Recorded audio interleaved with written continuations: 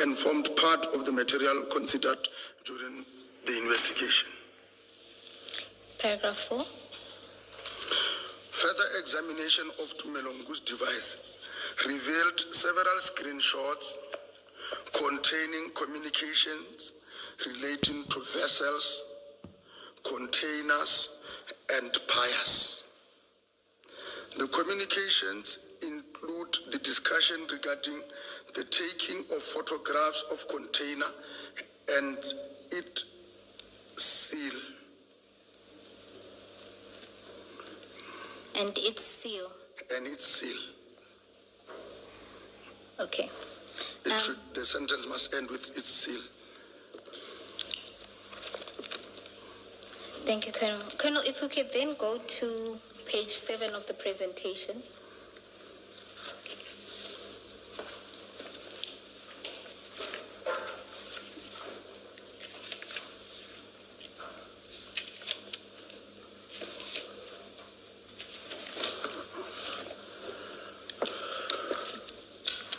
Oh, my apologies, page 6. Page 6? Yes.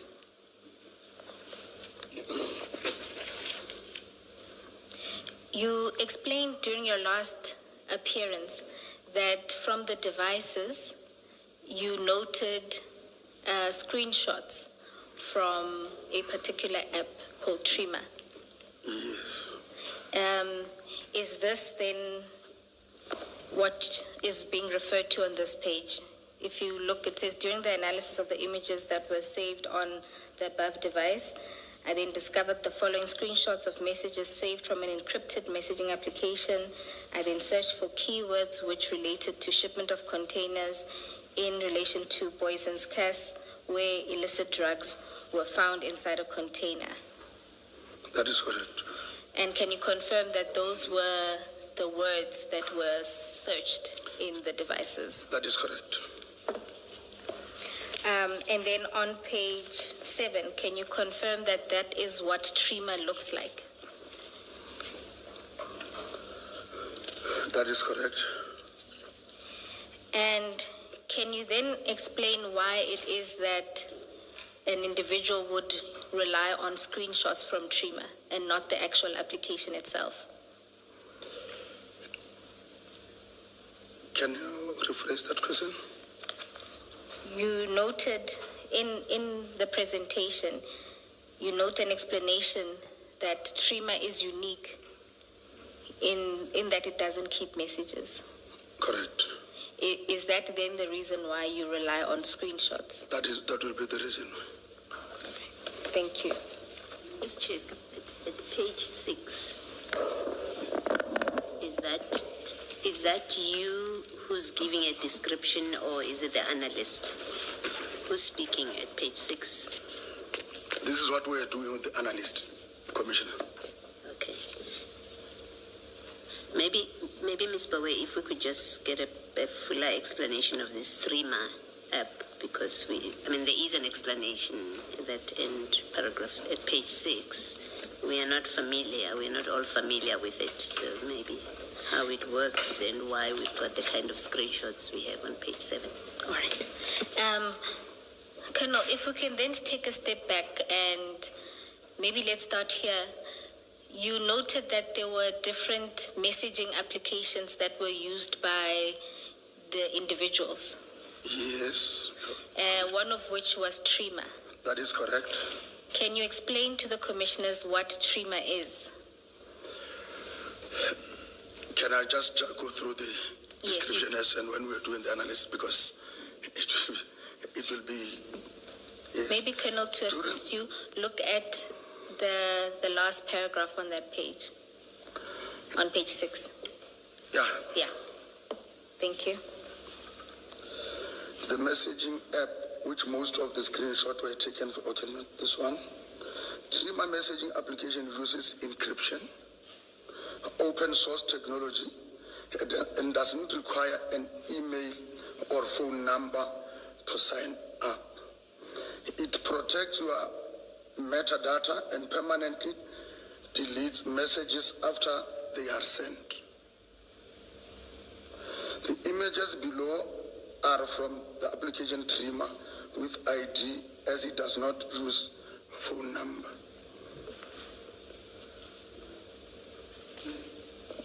If messages are deleted after sending, what would you have been able to retrieve then? Can you please explain how that works? That is why they are captured on. He might be using. In fact, not just deleted. It says permanently. One will need to either save it on its screenshot so that he can forward it to the next person. So that is why it was saved on Mashaba, on Tumelongu's phone, because he wanted to relate what is in the message to the other person. So all that you retrieved were those texts in respect of which screenshots were taken. Screenshots were taken. So if there had been no screenshots, you would have found nothing. Nothing. That is correct, Commissioner. All right, okay. Colonel, let's just take a step back. It can be that they disappear after they are sent, because then the person they are sent to won't see them. Surely the proper explanation must be after the recipient has read it, then it disappears. That is correct. Because the recipient must at least read it. Because if it disappears when it's sent, then the recipient can read it. Yeah. I understand it to be that it disappears automatically after it is opened and read, so that when you look at it again, it's not there. And the only way you can keep it is if you use another phone and you take the screenshot of the very first message. That is correct, Commissioner. Perhaps more clarity on that. The reference to deletion after sending, that's about the sender, is it not? It's about on the sender's device. It's just like a view once, Commissioner. No. I want to take it step by step. So on the sender's device, it disappears or gets deleted. So on the recipient's side, it is, as you say, like a view once. Correct. So it gets killed on both sides. Not definitely sure about the sender. But what I'm sure of, once I have read it, then it's done. It's no longer appearing on me. But with regard to the sender, that one I won't confirm, Commissioner. Then the statement that it protects your metadata and permanently deletes messages after they are sent. So the reference to sending does not make much sense then, if you are not able to comment on that side, that is the sending side. Yes, on the sending side. Do you get what I mean? Do you get what I mean? Because I read this to suggest that it disappears after it has been sent. It has been. I'm not mindful of the point Commissioner Kumalo made, but there seems to be something that's sought to be made out of the reference to sent, which to my mind suggests that it disappears on the side of the sender as well. So it's not just a question of the view once on the recipient side. Am I making sense? No, Commissioner. Otherwise it wouldn't make sense to refer to sending or sent.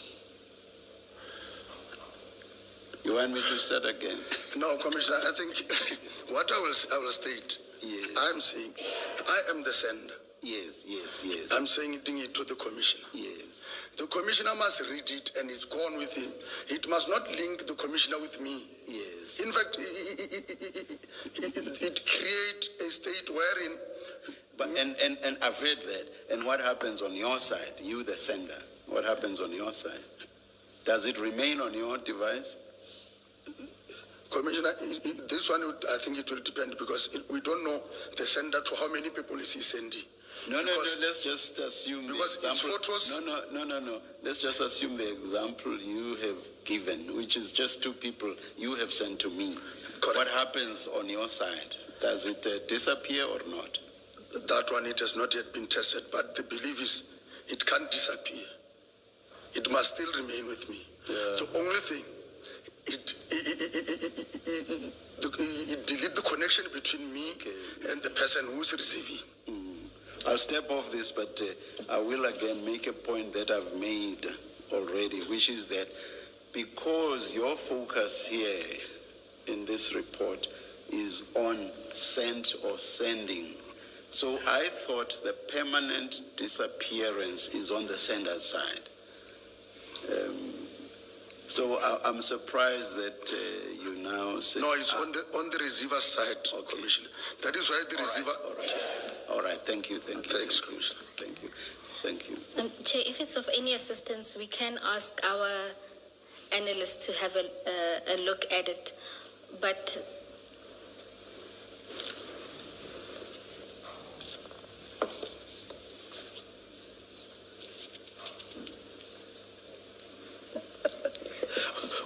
We won't have a witness on this, but I'll just read something that Commissioner Baloyi has found on Google. It says, no meter data. The app is designed to leave no data trail. Messages are deleted from the servers as soon as they are delivered. So that to me suggests that it's dead on both sides. Correct. And indeed on the server itself. Correct, Commissioner. Yes. thank you, Chair. I'm sure a number of people in the country are going to rush for 3 months. Yes, Chair, you have created a problem after you clarified the disappearance on both sides. Colonel, and then just to confirm on page 7 that's what TRIMA looks like and it creates IDs. Yes. On page 7, yes, this is what looked like TRIMA. And then on page 8 is another example of what those screenshots look like. Yes. And just to confirm, the first screenshot comes from which application?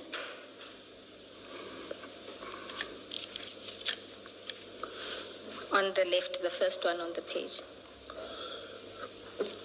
The one that starts with Salam. Yes, is that a TRIMA screenshot? Yes. No. This one is not TRIMA, it's WhatsApp messages.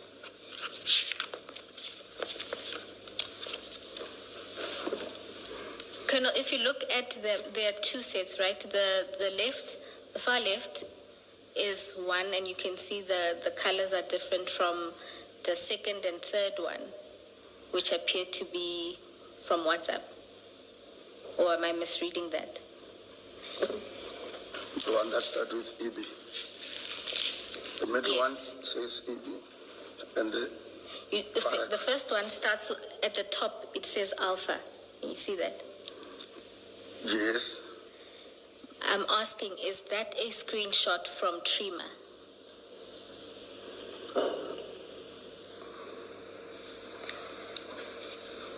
Maybe to assist you, Colonel, if you go to page 11, there are other screenshots that, according to the presentation, are from TRIMA. Can you see that it looks like the first one? Yes. The page 8 one and the page 11 one are the same. Yes, so those are from? They are from TRIMA. And then the second and the third, those ones are from? WhatsApp. Right, thank you. Now you say... Second and third on page 8. Yes. And we know that the first sequence is from TRIMA. How do we know that? From looking at this, what tells us? This is as it was captured on the device. I guess what I'm asking, Colonel, is how do I know that the first sequence is from TRIMA and the second sequence is from WhatsApp? I guess the second sequence is more obvious because we are familiar with that format. so it's easy to see why you would say the second one is WhatsApp. What I'm asking is, what is it about the first one? What are the identifying features of the first sequence which tells us this is not WhatsApp, but it's Threema? Is there anything in particular? When I was with the analyst commissioners, I think if we can also look at the top side of the one that we say is on WhatsApp. Page? The page 8. Okay. The last two. Yes. There is difference between the captions there. The first one, we said it was sent, they got it via Threema, then captured on the screenshots of my Tumelungu. Even the second one, but these ones were captured on the indication on the phone. It shows WhatsApp, but on this one it shows that is through those encrypted chats of Threema. But looking at it here, I cannot say here are the features and what. But what I understand during the downloading, I was told this is Threema, this is WhatsApp, commissioners. I want to, I want to take you back to a question that was asked by Commissioner Baloyi as to who compiled this report. And you said it was compiled by you and the analyst. I noticed that you have difficulties answering some of the questions we ask around the report. Even as you responded to Commissioner Baloyi, I wondered whether your participation was more assisting the analyst and saying whatever you saw as necessary, but that it was more the analyst who prepared the report. Don't take this badly. It does not impugn your expertise as a colonel in subsec, colonel who recently even got him promoted to the position of colonel. It doesn't. But we just want to be sure of the true factual position. Was this compiled by the analyst with you assisting where necessary? As I say, this does not impugn your expertise as a subs officer. Correct, Commissioner. In fact, the analyst is assisting me. I'm not assisting the analyst. No. There's a nuance here.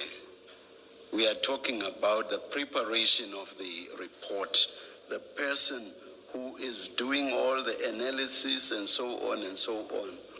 But this is being done for you as the investigator, that I get. But there's a nuance between who is actually the person preparing the report. The analyst. That's what I wanted to establish. Thank you very much, Colonel. Then we will understand your lack of knowledge with regard to some of the technicalities better. We will understand that better. Thanks, Commissioner. You see what I mean? Thank you. Chair, just to say that the DPCI did provide us with the downloads of the phones, and how we were able to confirm that this is Threema is that all of these ones that are gray and light green that have a bell and a little phone icon at the top were all found in the gallery of Mr. Nku's downloads. And if you look at the metadata of it, it specifies just the phone that it was taken. So all of the ones that come from Threema appear like that. And what you can get from it is just the date on which the screenshot was taken and not necessarily when the messages themselves were sent. That's on our end. Thank you, Ms. Bowen.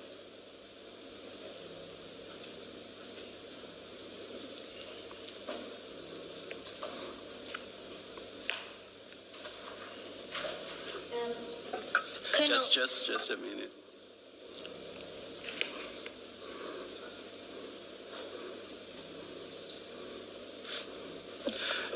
Ms. Bowe, may we please be provided with a very short affidavit from the analyst, specifically on how we identify what's what with regard to the texts. yes, Chair. Short affidavit. Our analyst or yes. DPCI analyst? The DPCI. yeah. All right. Yeah. Yes, we'll do so. Yes, DPCI, yes.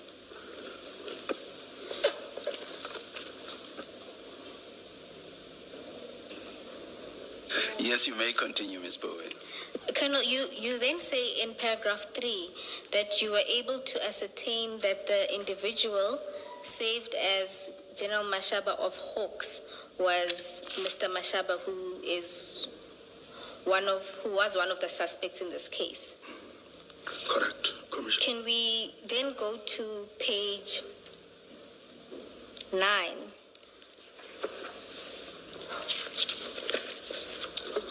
My apologies, actually, page 10 of the presentation, where you explain how this determination was made. Can you explain briefly how you were able to match Mr. Mashaba, that this was indeed the person who was one of your suspects?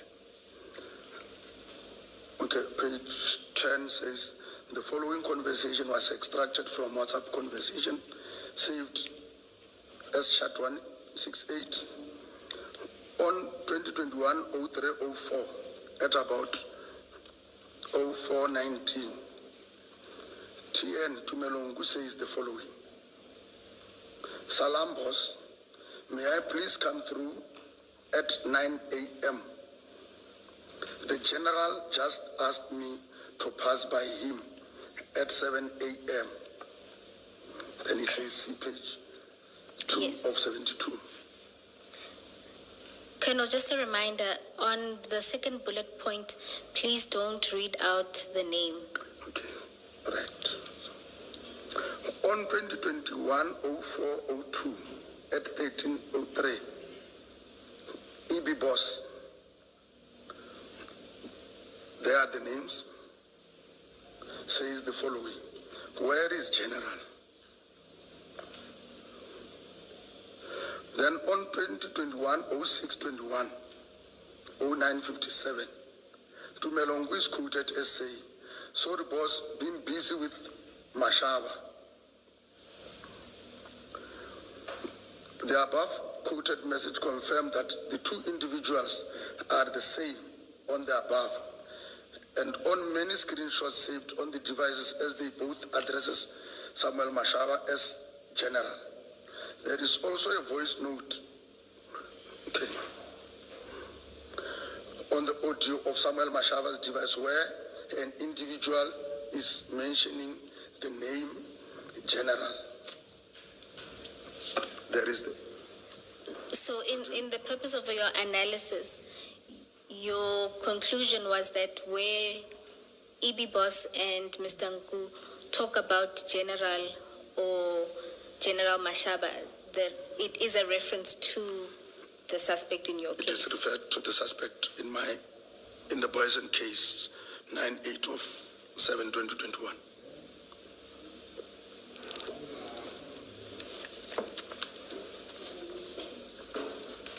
General, sorry, Colonel,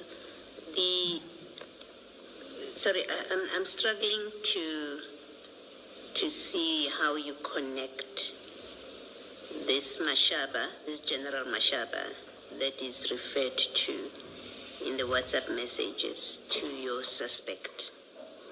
Can you maybe just explain again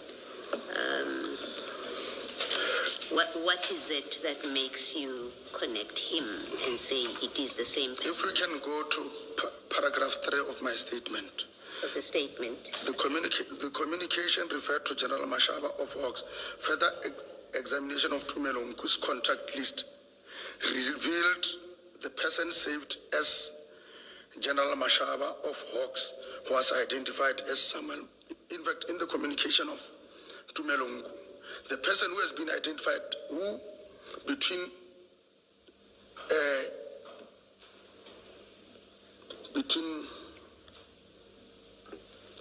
Mr. Nku and Mr. Nku and EB? Alpha, Okay. EB, it shows that the person is saved in Nku's phone as Samuel Mashaba. That is what we have picked up on this communication, that when they are talking about the general of Hawks, they are referring to the person who's saved as who's Samuel Mashaba, but the communication indicates the other names. Okay, so just to be clear, in Mr. Nku's phone, you have Samuel Mashaba, a contact, as one of the contacts. Is that? No. In Mr. Nku's phone, he's saved as general. Then that number that is saved as general belongs to Samuel Mashaba. Okay, so you check, when you check, you find the number that is saved under General Mashaba of Hawks is in fact the number of Samuel Mashaba. Correct, You were able to make that link. Correct, Commissioner. Okay, thank you, I understand. Just to be clear, without reading it out, that number is the one we see on page 4 of the presentation.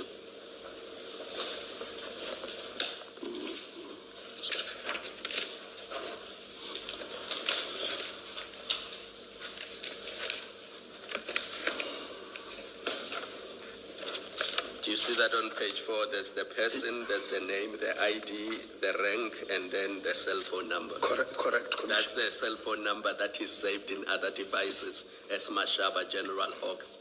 Correct, Commissioner. Colonel, if we can then go to paragraph 4 of your statement.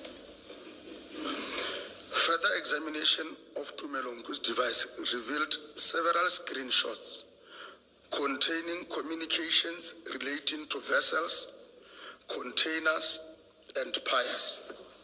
The communications include the discussion regarding the taking of photographs of a container and its seal. All right, Colonel.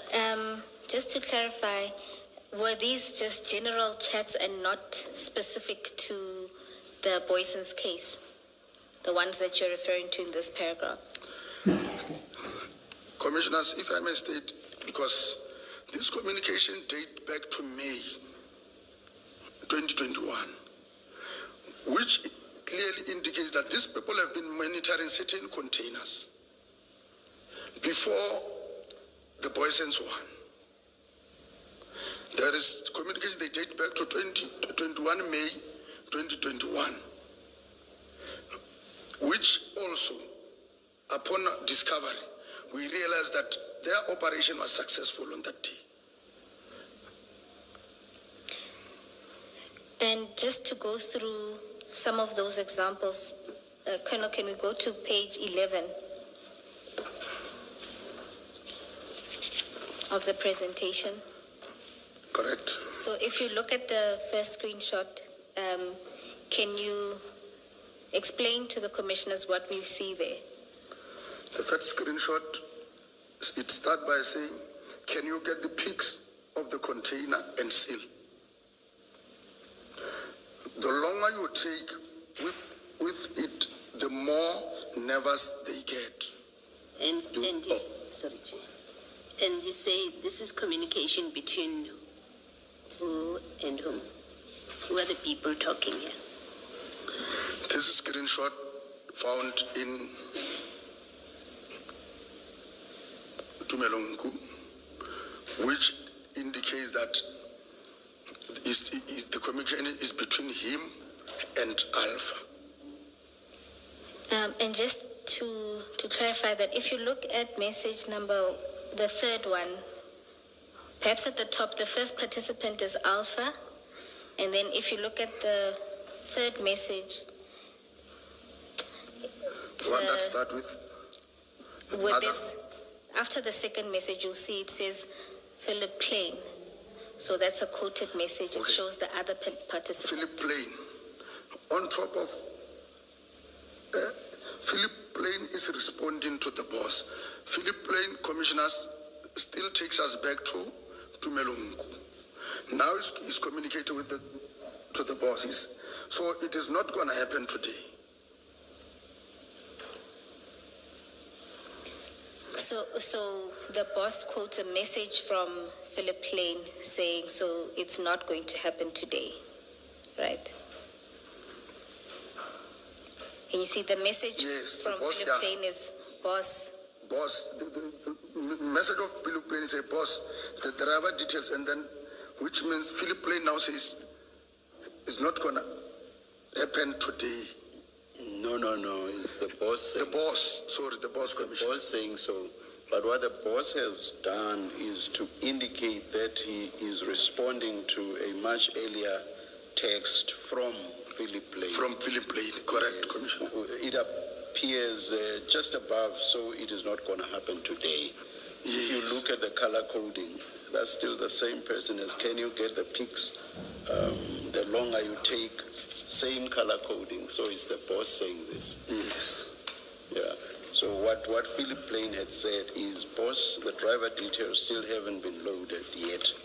The guys are monitoring the app, and the forklift guy is our guy. Correct. That's Philip Plain. That is Philip Plain. Yes. and Colonel, does Sorry, Ms. Bowe, can you just... Philip Plain or Mr. Nku? Philip Plain, Mr. Ngui, yes, not true. Yes. Is the evidence, and I'm just trying to understand, to be clear, where do we locate this? Are you saying, is the evidence that this communication is about the Boison's container or has nothing to do with the Boison's, This but has- other containers? Sorry. This communications relates to the 21 May, not the Boyson's one. No, the heading says the screenshots were captured on 21 May 2021. So you're saying it's other containers that Just other containers, that yes. they're talking about. Yes. Thank you. and from that message of Philip Plain, you are able to identify that Alpha and Mr. Nku at the port have a guy who works as a forklifter. That is correct. And then Mr. Nku responds. Can you go take it from there? Where he says other companies are collecting. Other companies are collecting. As the stack reduced and boxes moved down, we will get the peaks. Yes, you can continue. So, big companies, this one is Alpha. No. So It's Mr. Nku. This is Mr. Nku. This is confusing you, Colonel. No, it's just that. It's still. No, it's still Mr. Nku. What he's doing here is to respond to the message by Alpha. By Alpha. The message that said, so it is not going to happen today. I say that because you can see right above this response now by Mr. Nku that he has, what do you call when you just press the message you want to respond to and then it shows. Recent. Miss Bowe, Mr. Musigidi, you are younger and more tech savvy, but at least I do follow the conversations. What do you call it when you press a message to which you are responding and then it reflects just above your message? Yeah, What's it's the like technical term for It's that? a quoted text. So the one that you're Yeah. responding to appears in small, and your yes. response then appears bigger Yes. below it. You get my point? I get it. Yes. I'm with you, So the Commissioner. response now is so it is not going to happen today. That's what he's responding to. So please read then. Big companies don't. Big companies don't usually, that is Mr. Nku. Big companies don't usually want to incur unnecessary costs. It will probably be a bit later. Don't barrel run 24. Don't barrel run 24-hour logistics, which means Service desk. service desk. service desk. Yes. They should be able to upload the driver details at any moment. And in response to that, Alpha also takes back to note that it is important for them to get pictures. It is very important we get that pics ASAP. Other things are running through the head. They are in fact their heads, but it says their heads. I think your custom guys need to take this serious. Everything is excuse. And so, from this screenshot, you are able to identify multiple players. Then we have the custom guys that is now being introduced on this chat, commissioners. All right. And then, commissioners, there are other screenshots. I'm wary of going through all of the screenshots, but this is really to demonstrate that from the screenshots obtained from Mr. Nku, you see different role players. Is that correct? That is correct. And that other operations have been run at the pier by Mr. Nku and this individual called Alpha. Correct. And then just because there's other role players in the third screenshot, can we just go through that quickly?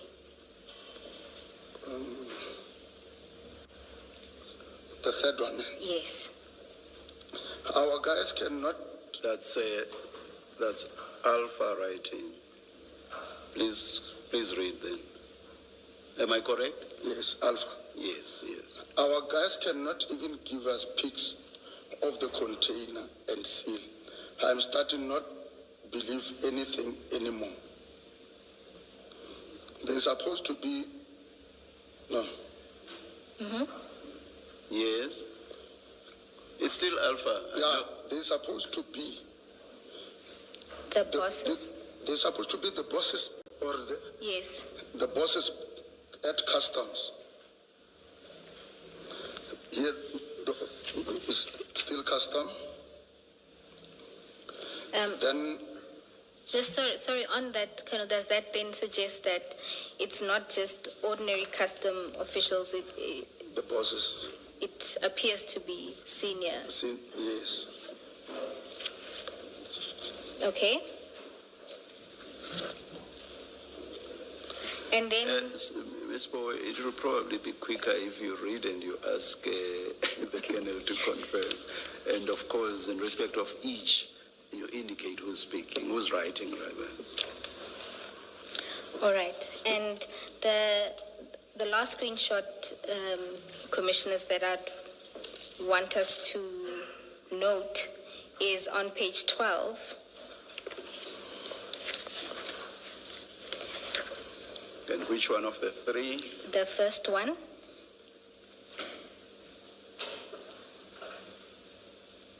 And it starts with Alpha talking. If those containers are gone, me and you are in big bleep. Yes. To which Mr. Nku responds and says, those containers are still there, boss.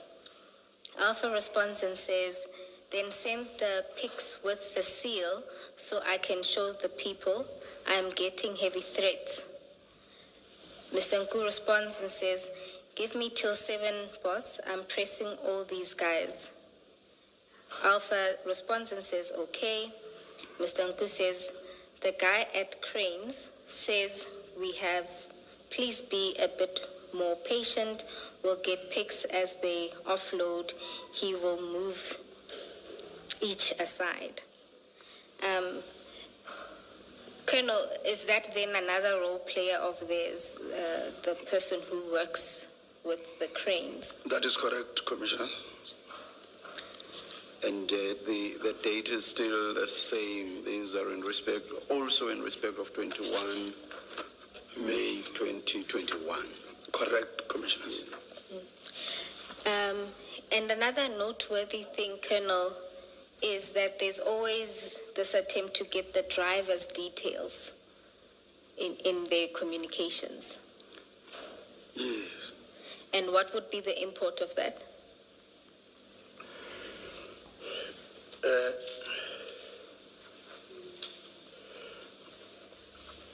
Even though I cannot say that much, but the thing is, if we will go further, we will see when the details of the truck and its registration number was also found on the same pics.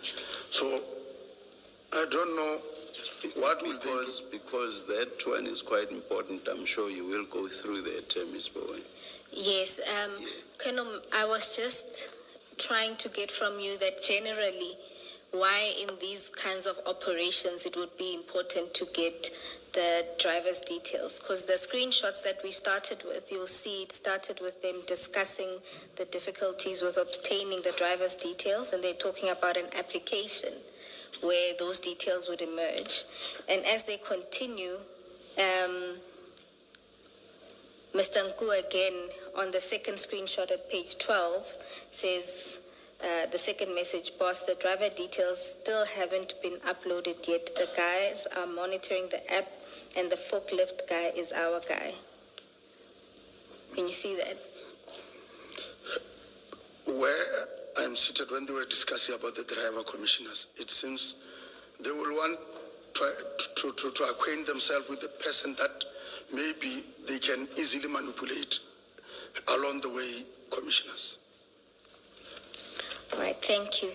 And then in relation to this incident, the May incident, on page 13 of the presentation, you include there a map. Can you explain the significance of this? The map with Mr. Nku's whereabouts. And remember, Colonel, this is still in May. On this map, it just to indicate that on that same week, the week of the 21st and the 22nd, when they were communicating about the peak of the seal, the container, and all those things, Nku was in the vicinity of Durban. If you look on that map, and you are still talking May 2021. May 2021. You just mentioned the dates. Okay. Yes. Okay. All right. He was on that in the vicinity of Durban. Colonel, just to confirm that even page 14 still deals with Mr. Nku being in the vicinity of the harbor in Durban in May. That is correct. Then, Colonel, can we go to paragraph 5 of your statement? In addition, a screenshot of a computer display was found on the device. The screenshot reflected shipment information indicating that the consignment was scheduled to depart on 2021-05-30 and arrive in Durban Harbour on 2021-06-11. And for that, can we go to page 16 of the presentation?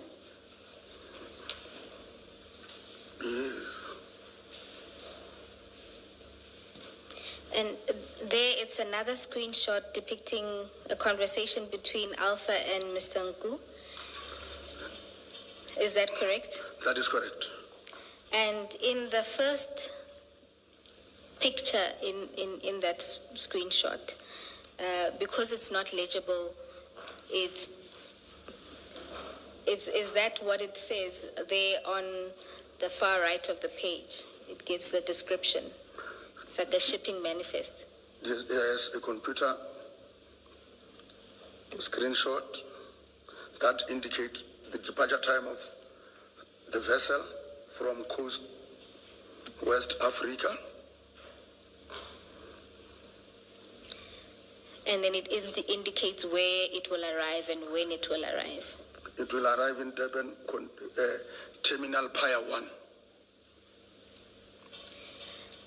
And so So it's... you've, or rather the essence of what's illegible on the computer screenshot is what's reflected on the far right of page 16.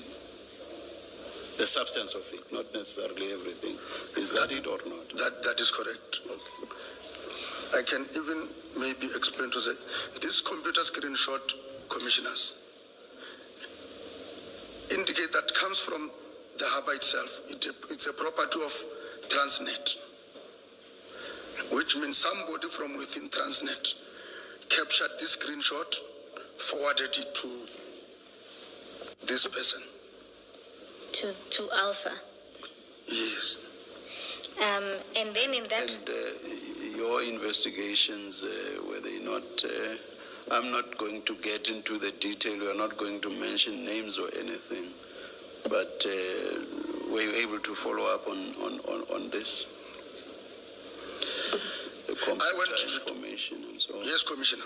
I went to that. If it's going to negatively affect your investigations, you don't have to go into that detail. I will just state, Commissioner, I went to Durban just to know those, because most of the commission talk about Pier 1 and Pier 2. I just wanted to know the significance of those piers. Why are they so important in this? Because the direction, some of the communication will say they must direct it to Pier 1. And Pier 1, the Boysons 1 arrived in Pier 1. If your answer is yes, we have followed up, or yes, we are following up, that's enough for my purpose. Yes, we have followed up. Okay, thank you. Colonel, just to clarify, Chair is asking about the... Sorry, Ms. Bowen. You may well be doing what I want. Chair is asking about, you know how you just testified that screenshot comes from the harbor, Transnet in particular.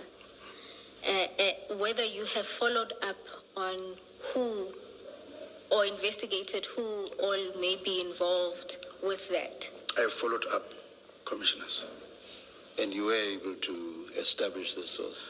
Yes, I have established that, Commissioners. Okay, thanks. Thank you.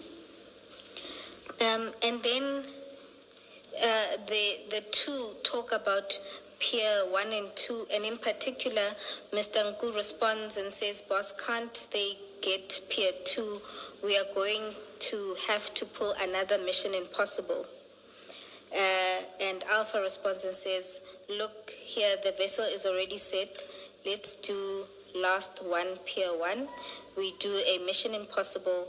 I won't put pressure, at least we know the system. And just for our own knowledge, what is significant about Pier 1 and Pier 2? Is there anything? If you look at that communication, it seems they were worried about, boss, can they get to Pier 2?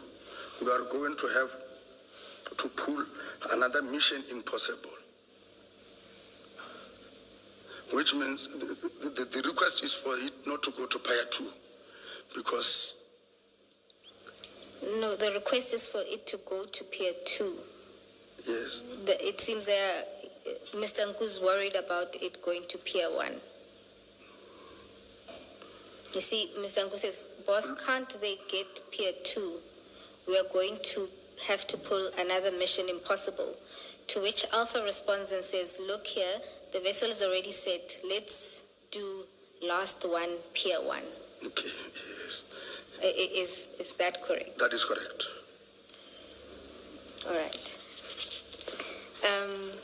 Can I just check without you giving detail that concerns your investigations? I just want to understand what this seems to suggest. And please say if I'm correct.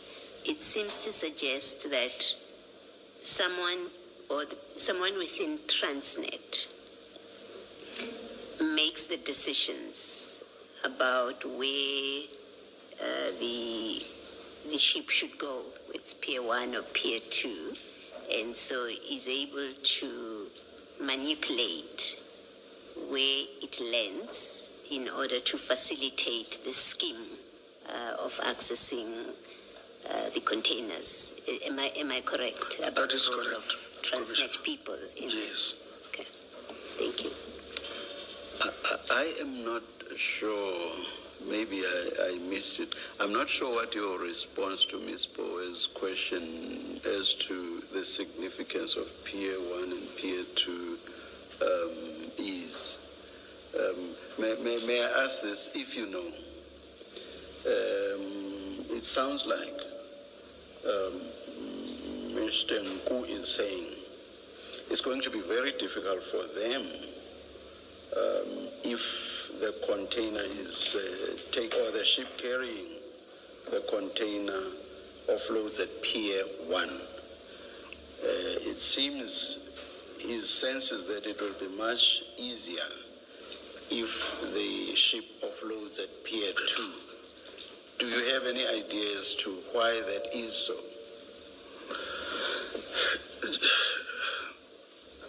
That is on my own thinking, that maybe when it's a Pier 2, he can easily get whatever he wants. Maybe So why is that so? That's the essence of my question, I guess. because he is creating this doubt to say, going to Pier 1 will be doing Mission Impossible, which means everything is possible if it goes to Pier 2. You still haven't answered my question. You are restating what he says here and what I said also, or highlighted in my question. Do you know why that is? So if you don't know, Let me not rather say that. there's no problem at all if you don't know. Yes. You don't know. Don't feel bad about it. I mean, it's not your area of expertise. You are not involved in shipping, harbors, and all those things. Don't feel bad about it. If you I don't know, don't. you don't No, know. I don't know. All right, thank you. All right, Colonel. Let's then move to the next paragraph in your statement. It's yes. Further screenshot dated 2021-0701 were also identified on the device. Based on their content, this screenshot appeared to relate to incident that happened. It should be incident that happened approximately 1 week earlier, which formed part of the Isipingo investigation. The screenshots contain communication and information relating to drug prices. For this paragraph, Commissioners, if you can go to page 18 of the presentation.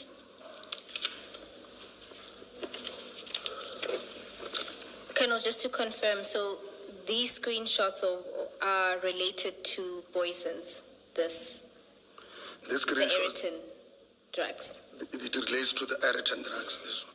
Screenshots. And the first screenshot there, again, it's a conversation between Alpha and Mr. Nku.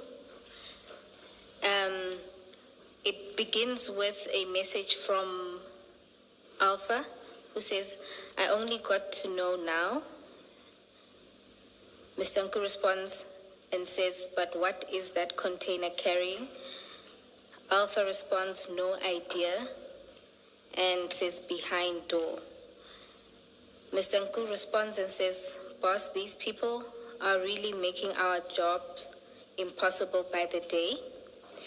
And he also responds to the message of Alpha that said behind the door and says, please ask them, because if they load it on a car or anything that can be mobile from the container, it will be a bust. That's followed by another message from Mr. Nku to Alpha saying, boss, please tell the people that avoid any containers with metal or anything automobile. Only load goods or sugar. Anything that goes to Pier 1 or 2 is workable. Remember, there was a bust a week ago. Now we need to go offloading from trucks again. And there's an emoji. I must just comment that this is really confusing, because all of a sudden now there is no problem with Pier 1. Yes. When earlier it was going to be mission impossible to access. Chair, that was in May. I'm not sure what may have happened between then May and July, which now makes 1 and 2 attractive. So in this screenshot, Colonel, can you confirm that they were speaking about the Boyson's shipment? Correct. And it appears there that... Do we say that? What is it in this line, in this sequence of communication, that tells us that they are speaking about the Boyson's shipment?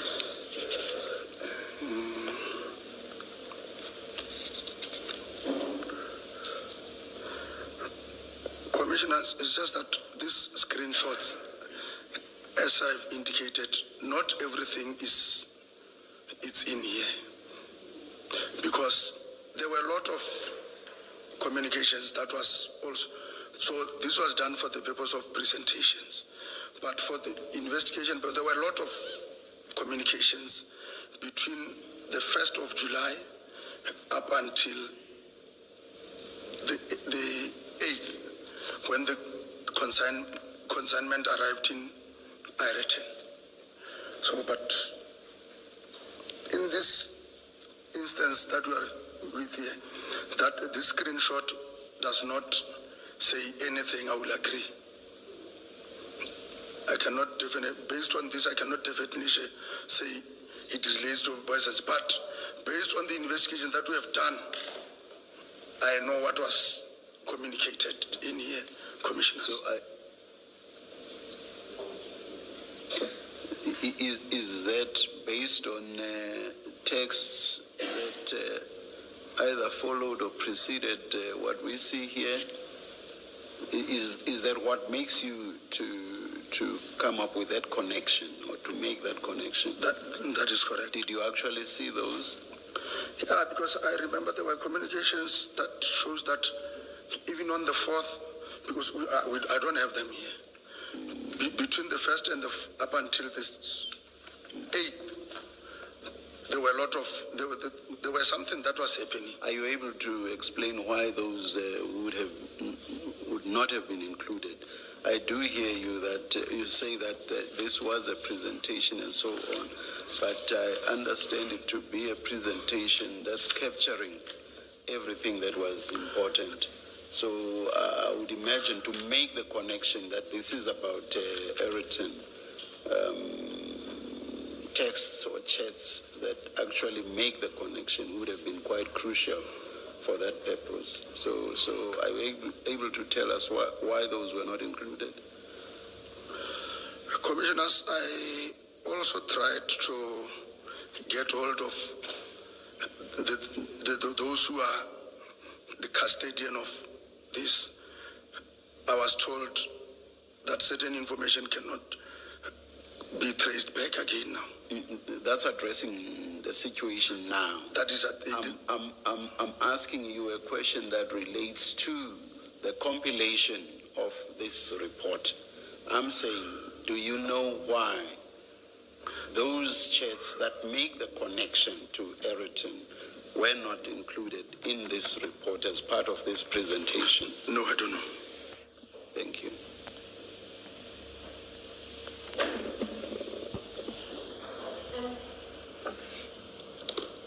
Colonel, would you be able to get us some of those chats or that information that links these conversations better to Ayrton so that we can see those links? Commissioners, I don't want to commit myself on that because I was trying to say, I tried to make follow-ups. Because after having seen these presentations, I found it necessary that I must also get the full information and in as to what was happening during the time I was investigating, commissioners. So I don't want to commit myself to say. Can I ask you this question, Colonel? What in these chats, especially the ones on page 18, leads you to believe that they are connected to the drugs that were discovered, I believe it was on the 9th of July 2021 at Ayrton? What in these chats leads you to believe that they are connected to that? Commissioner, in this chart, none. In this chart, I can say no, there is nothing. I don't have anything to back what I was saying up. Is it fair to say the best that you can do is that the suspects that were identified on that day were communicating in chats and they were communicating about drugs and their shipment into the country, and that's as far as you can go? Looking at these chats, there may be other chats somewhere that are not with us now, but looking at this, it's fair to say that Mr. Nku is communicating with somebody in the week leading up to this date, and they are talking about drugs and shipments and piers at the harbor. That will be fair, Commissioner.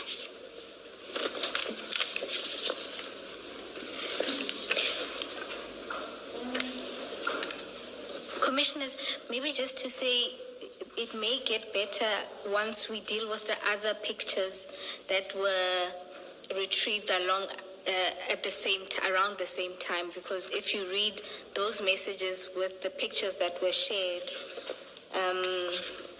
from page 20 and 21, it may better link those conversations. You are still going to take us. Yes. You are still going to take us there. Yes. Thank you. Thank you.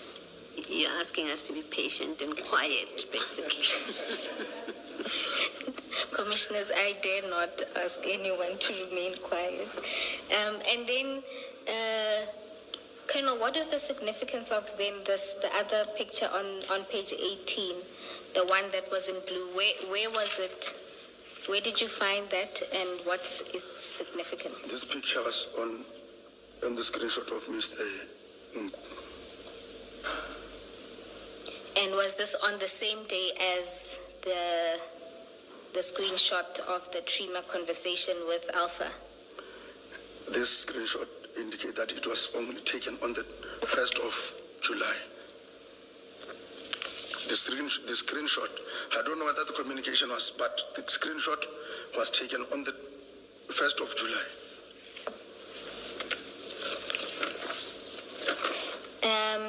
And what is the significance?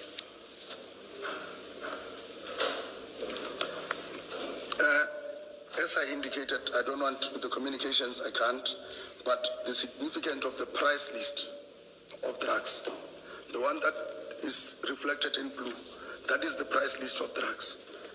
And then it also reflects that the price list is in euros, not South African currency. That's pound. In pounds, sorry, commissioners. Sorry. All right. And then let's deal with the other screenshots that were found together or in the days after this, the one on the 1st of July. Can you read paragraph 7 of your statement? Another computer screenshot was identified depicting yellow jersey truck that was indicated as being designated to collect the container.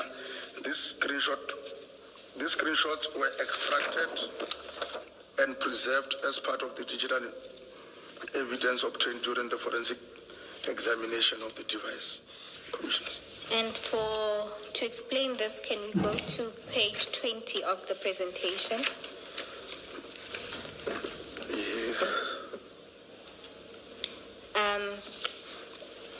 Colonel, the first picture, what is that?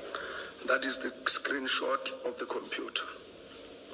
And that computer, is it the same one that we saw earlier? Yes, we can see at the bottom there, it will also indicate Transnet.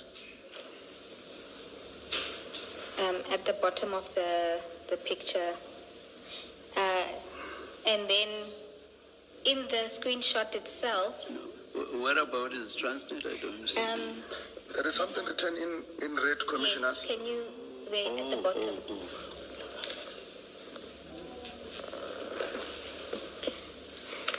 And the detail of what's written in the picture is on the far right of the page. Is that correct? Yes, the details on the screenshot on the computer is the details of this truck that is found in Ireton, Commissioners.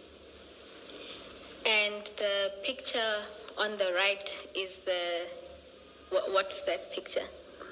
The picture on the right is the truck at Ireton. And from that you can see that it corresponds with the picture from Mr. Nku's phone. It corresponds with the picture from Mr. Nku's phone, correct, Commissioners? Sorry, what features of it correspond? The picture, the screenshot of the computer on the left, it has got the details of this truck. The registration number? The registration number and No, sorry, I'm asking, Colonel, because this screenshot it's not, I can't quite see the detail of it. So when you say they correspond, I don't know what the reference is to.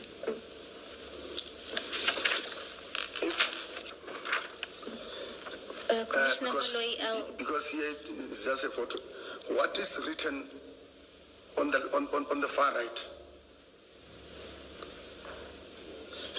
On the far right, it's the details of? The details of what is happening on this computer, Commissioner. I see. It shows the gate, tracking company, the license. Yes.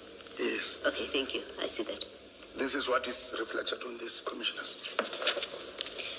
and this picture was retrieved from, well, the metadata of it shows that this picture was taken on the 8th. That would be the day before the Ayrton bust. That was the date before the Ayrton bust. And then the next picture is on page 21. Just to confirm, Colonel, what's on the left is what was found on Mr. Nku's phone? This is what was found on Mr. Nku's phone, Commissioners. And again, this is a screenshot from Transnet? That is correct, Commissioners. And To the left. On the left. Yes. On the left. And on the right is a picture of the truck that was involved in the Ayrton scene. Correct, Commissioner. And it's already in Ayrton. Yes, this was taken when it was in Ayrton. Is this on the left? Let's just focus on the left. The heading says track and trace. I'm assuming this is how Transnet tracks this truck from Durban to Johannesburg.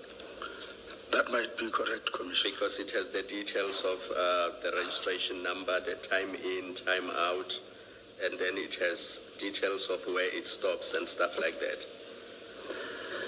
Even on the top, Commissioner, is the registration number of that one that starts with BEA. Yes. Is the registration number of the container. Of the container itself. Correct. and Colonel, do you know when this screenshot was taken? Is it the same day as the one that we just looked at on page 20? the screenshot were found on Mr. Ngus on the 8th before the bust. Okay. And then in the presentation, now on page 22,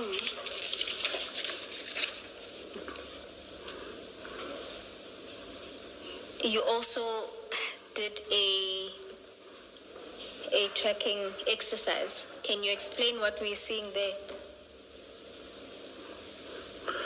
This is what was checked, Mr. Ngu's cell phone through the cell phone towers was tracked along the N3, which indicates that on the same day the track was, it shows, let me just first say, it shows the movement of Mr. Ngu's cell phone.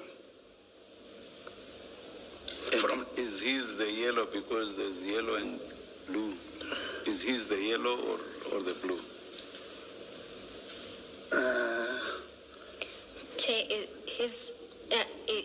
It's all him, all the colors. It's just different dates. The key is in that little box there. Is that correct? That is correct.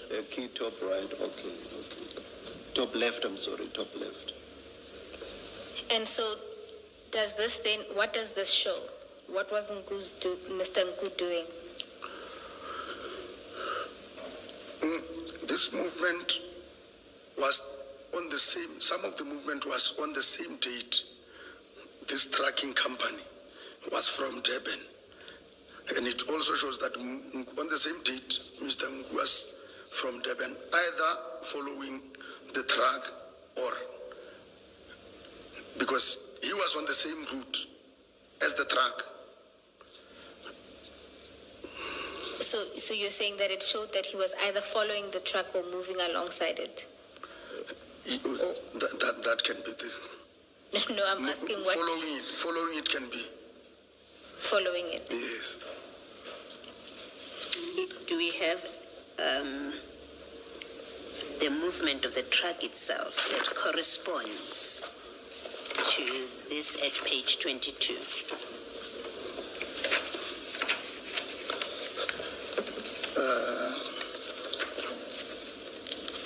I remember the tracking company, sorry, we had it. Even this screenshot, even though does not explain, the one on page 21, but that says track and trace.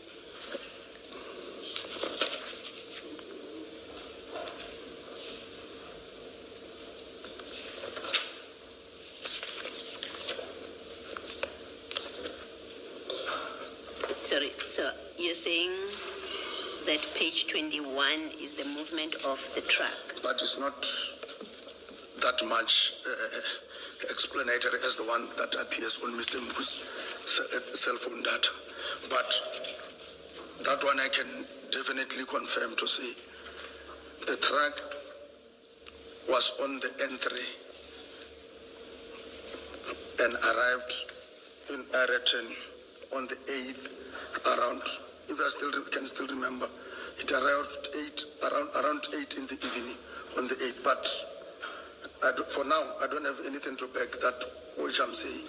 But on the day of the investigation, I tracked the movement, which is not attached in here. Commissioners. For this to make sense, Colonel, the yellow on the 7th of July must be coming down from Gauteng to Durban. The yellow. Yellow. Yellow the truck. No, I'm not talking about the truck. I'm talking about Mr. Ngu's telephone. Commissioner, I could not. If we say the blue, maroon, and yellow, if we say that's Mr. Ngu, what I'm saying is For this to make sense, then on the yellow, Mr. Nku must have been coming down from Gauteng to Durban. That will be correct. The date being the 7th of July. If we And look, then the blue must be Mr. Nku moving from Durban back to Gauteng. correct. That's the date is the 8th of July there. It is even shown on the left corner, Commissioner. Then the maroon is the date of the past. Correct. Thank you.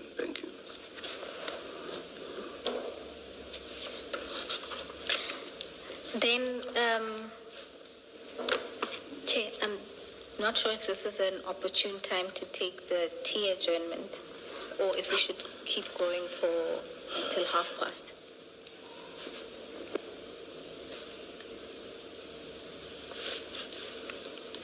Let's continue until past. All right. And then, Colonel, if you can then go to paragraph 8 of your statement. Before that, I might have missed the explanation. At page 22, you confirmed to the chair that this is Mr. Nku's movements. The yellow indicates Mr. Nku's movements on the 7th. From the 7th? From Gauteng to KZN. To KZN. Okay. And then page 23 is the 8th. Okay. So at page 23, the blue is the 8th. Him going, does that mean going back from, I suppose, from Durban to Gauteng? If I look on the top left-hand side, the blue is reflected on top, Yes. dated 2021, 0708. And is this when the truck came up? That is when the truck was coming from Durban to Gauteng. Okay, we know that for a fact. That's when it came up. That is Durban. correct. Okay. All right, thank you. It must have stopped for quite some time in the Free State. I'm just noting that if you look at the maroons, there's a lot of circling around the Free State on the 9th.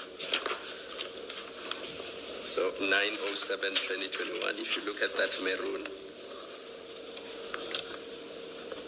Because anything below Vanderbijl Park is the Free State. And then once you get into Gauteng, that's where you are. But you see there's the three, I don't know what you call them, circles. Circles, yeah. In the Free State, and it appears to be on the 9th. So I'm assuming there's a truck stop somewhere in the Free State where they spent some time before they got into the Gauteng province. On which page are we, Commissioner? 22. 2. Look at where the blue and the yellow and the red converge. Do you see that? Yes. And that's before Vanderbijl Park and slightly before Sasolburg, so it must be the Free State. And then but it's usually a case of if there's a truck stop there, then maybe the truck stopped for quite some time before it moved into the Gauteng province. Commissioner, sorry, on page 22, Yes. is the movement of Nku, not of the truck. Yes. No, yeah. So let's focus on Nku's movement. As Chair has said, on the 7th, he appears to have gone to Durban. On the 8th, he was coming back, and that's the blue circles. And then the red is now the 9th. Yes. And you see that there's a lot of movement in that part where red and blue and yellow converge. And then we see later on, if you look at now Aeroton or Johannesburg, there's another, a lot of movement there where you see a lot of red circles next to a lot of yellow circles. Yes. But nothing turns on it. It was just the sequence of how they appear to have moved.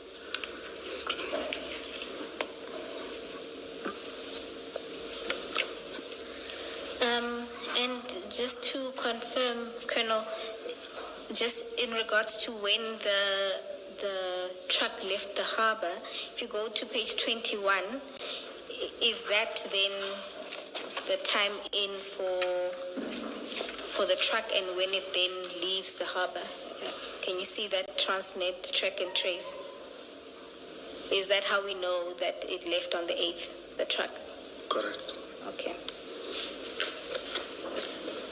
Now you can go to paragraph 8 of your statement. On 2021-0709, Tumelo Nku, No, sorry, you say time in is when it left the harbor. What does time out mean? When the truck, There's a time in and a time out. Yes, So we have to, if we are accounting for time in, we have to account for time out as well to complete. Colonel, I was just clarifying that time in would have been when the truck gets to the harbor and time out being when the truck departs from the harbor. departed from the harbor. Correct. Then you can go to paragraph 8. On 2021-0709, Tumelo Nku sent Samuel Mashaba location through telegram. The location happens to be Rodicop, Yellow Jersey Logistics. On the same date, Samuel Mashaba called Warrant Officer Pakula from Alberton SAPS. Pukungwana, sorry. He phoned, okay, let me repeat. On the same date, Samuel Mashaba called Warrant Officer Pukungwana from Alberton SAPS, who then, via WhatsApp, gave the contact number of Warrant Officer Mohane of Zongezizwe SAPS to Samuel Mashaba. The same date, then Samuel Mashaba sent Warrant Officer Mohana the location of Yellow Jersey. That was confirmed by Google Earth because he sent the pin drop. Then that pin drop happened to be at Yellow Jersey Logistics Commissioners. Warrant Officer Mohana then called Warrant Officer Pakula. Those are the chats. Thanks, Colonel. Then I let's... know you'll still go to the pictures, but maybe let me just make sure that I'm not making a mistake in my assumptions. This Samuel Mashaba that is saved is Samuel Mashaba of the Hawks, and you say it is the suspect in Boisons. This is the same person that was referred to in your evidence earlier as the Gauteng traffic person. Yes. Okay, thank you. Commissioner. And Telegram is social media app similar to WhatsApp and others similar to that, correct? That is correct, Commissioner. Then let's go to page 26 of the presentation. And can you confirm, Colonel, that that was what was retrieved from Telegram? 26 of the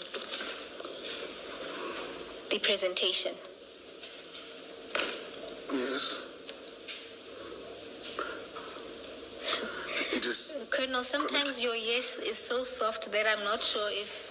Yes, Commissioner, Yes. sorry. Okay, and there you detail the 3 messages, right?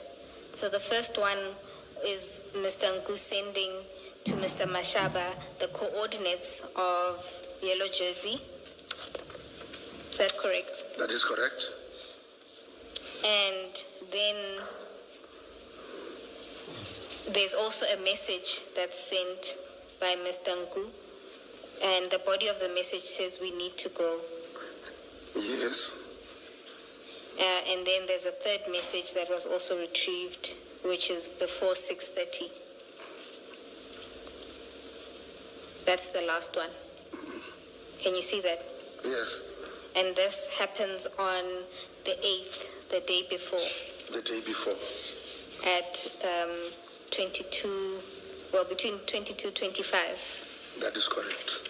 and 22:28. 22, yeah, 28. That's the last message. That is correct. And And- why do we not have the communications themselves? communications. Why do we have somewhat of a narrative about them? Why do we not have the communications themselves? This is what was From Telegram itself, in the same way you've been showing us what comes from Threema and also what comes from WhatsApp. Here we are having a narration or narrative or explanation. Why do we not have the chats or communications themselves on Telegram? I don't want to commit myself, but my understanding is like Threema. Also, my understanding is this Telegram is sometimes encrypted. But the line of communication. Ms. Boy, am I making sense, or is it I who's not understanding this? It seems to me to be an explanation or narration, and Yes. not the communications themselves. That's what Yes. I'm trying to communicate to the Colonel. The Colonel does not seem to be understanding me. Colonel, do you, if we can go to page 8 of the presentation, yeah?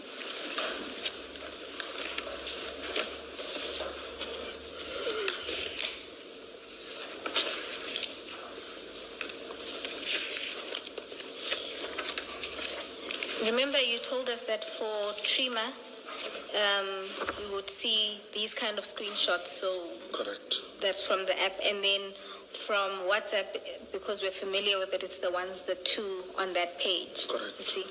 Now for the extraction from Telegram, what we have is what looks like a narrative of this person sent this at this time and what the body of the message sent, and not the actual extraction of or a picture or depiction of the actual application. Chair is asking why this is. I can't explain, commissioners. And then, Colonel, you on page 27, we see there the calls that Chief Mashaba makes to Warrant Officer Pokungwane. Yes. And then the call that's then made to Warrant Officer Mahan. Correct. So that's just a representation of what you said in paragraph 8. Yes. Okay. Just to You say clarify, it is calls made by? calls made by Mr. Mashaba. What does it mean that the first part of it shows the name of Pukungwane and then Mashaba follows after that and then Mahano? If you look at the arrow, if you see the second one, the one that says Mashaba, Samuel Mashaba, you see the arrow goes up to Pokungwane to depict the call. Is that correct, Colonel? It shows, in fact, what happened here. Mashaba phoned Pokungwane. And you say we see that on this depiction by what? By the arrow facing up from Mashaba, it goes up to Pukungwane. Is that what tells us that Mashaba called Pukungwane on the day? Then Mashaba, Pokungwane is on top. Yes. Then in the middle is Mashaba. Yes. At the bottom is Mohana. Yes. So we just need confirmation that it's Mashaba who calls Pokungwane. How do we see that? Is it the arrow?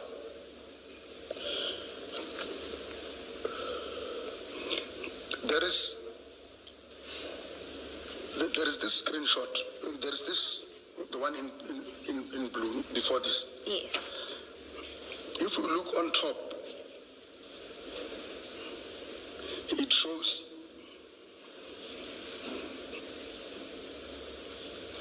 This one of Albert, the first one I think is for Pokungwana. Let me check. I do not see any names that I recognize there. You are referring to the one right at the top.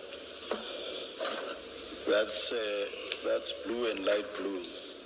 If we You are can, referring to that. okay, Commissioner, let me just I make don't it see any. I do not see any names that I recognize. The first one on this arrows, on this one. Yes, bottom. Let's look at the number that will end with 794. Yes, I see that just above the On name. top of that screen, there is the 714 number, 2794.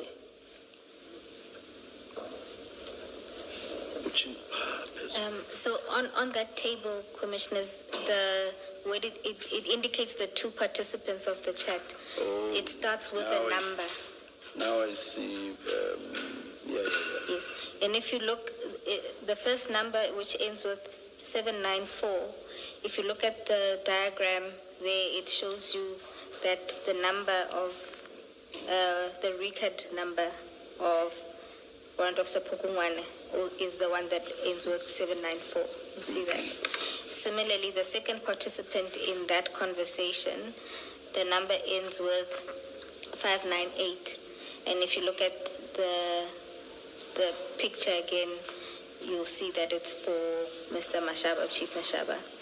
And then the other number is 347, which is not in this that's not in the blue table. The blue table is only the communication between Mashaba and Pokungwane.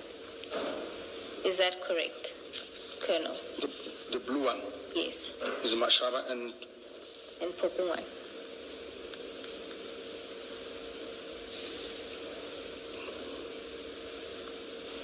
yeah, it's Mashaba and Poku. It's Pokungwana and Muhana.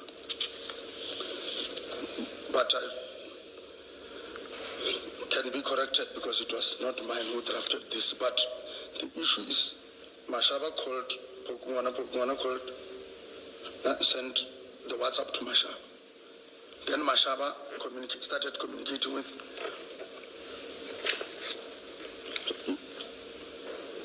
Mahan. If we can also, I don't know as to whether maybe I'll be jumping. Can I just try to? In fact, I would like to have your confirmation. Does this suggest that Chief Mashaba called Pokungwana, thus the first raid going up towards Pokungwana? Am I correct? That is correct. And then there's the blue far right going down. So Pokungwana called Mohano, correct? Let me just say it can be correct, Commissioner. You are supposed to be interpreting this for us. I'm following the arrow. Yes, I'm also following, but I cannot commit myself because I did not. But what I know on the chart. If we do a correlation with your confirmation with regard to the first rate going up, then it's only logical that the blue coming from the line where Pukungwane is must mean that Pukungwane called Mohano. Correct. And then Mohano called Pukungwane. That's the long red going up from the line where Mohano is. There's a long red going all the way up to where Pukungwane is. Correct? So Mohano also called Pukungwane. It is reflecting. See, I seem to understand your graph or whatever this thing is. Not a graph. Your figure, I seem to understand it better than you do. Correct. You are correct, Commissioner. And then, Sorry, Ms. Bill. I'm anxious that we get a proper explanation of these graphics. The colonel has just agreed with the chairperson that Mahano speaks to Pukungwana calls Pukungwana, but paragraph 8 of the statement doesn't say that. So I'm just anxious that we end with evidence that is questioned on the basis that it's not reliable because of the witness uncertainty. Is there a reason that we can't get a proper explanation from the analyst what all of this means? There is no reason that we can't get the analyst, and we will get the analyst. Yeah, and our focus earlier was on the one aspect we were dealing with then. So, yeah, the analyst must just cover everything because the witness testifying on these things does not seem to understand them perfectly himself. We are trying to make sense of what we see. Yes, Chair. Yeah. No, we appreciate that. For purposes of proceeding, Chair, my proposal is that we focus largely on the statement and complete, and then we obtain a comprehensive statement from the analyst. That way we can avoid confusion. Yes. So basically they must explain everything. And Chair, we went beyond 11:30. Might this be an opportune time to take the Let's adjourn and resume at 12 o'clock.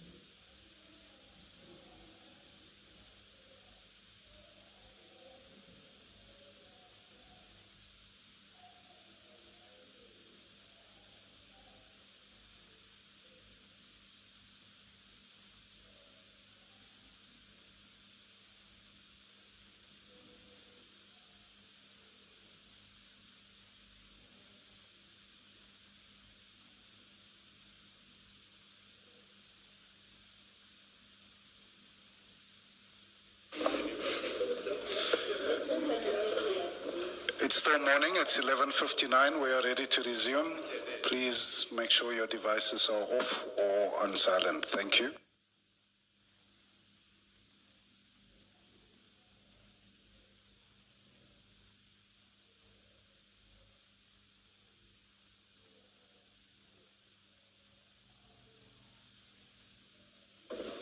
Yes, Ms. Bowie.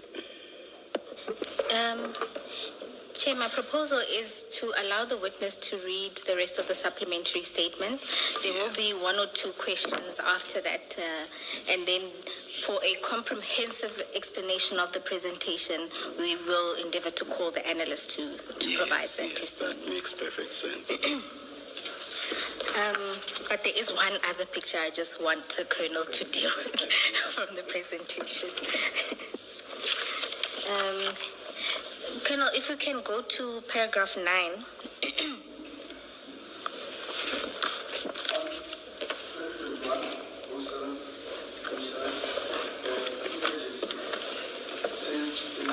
Oh, my apologies, Colonel. Can you switch on your mics and then we can start again? Sorry. Thank you. Okay, thanks. Sorry. On 2021-07-07, there were images saved in the gallery of Tumelonku of 3 black bags which looked similar to the one found in the black baggie at Ireton. On 2021-07-07, Tumelonku was in Durban. The cell phone towers placed him that he was in Durban and the container was still in Durban. And then just to give a visual representation of that, Commissioners, we can go to page 30 of the presentation.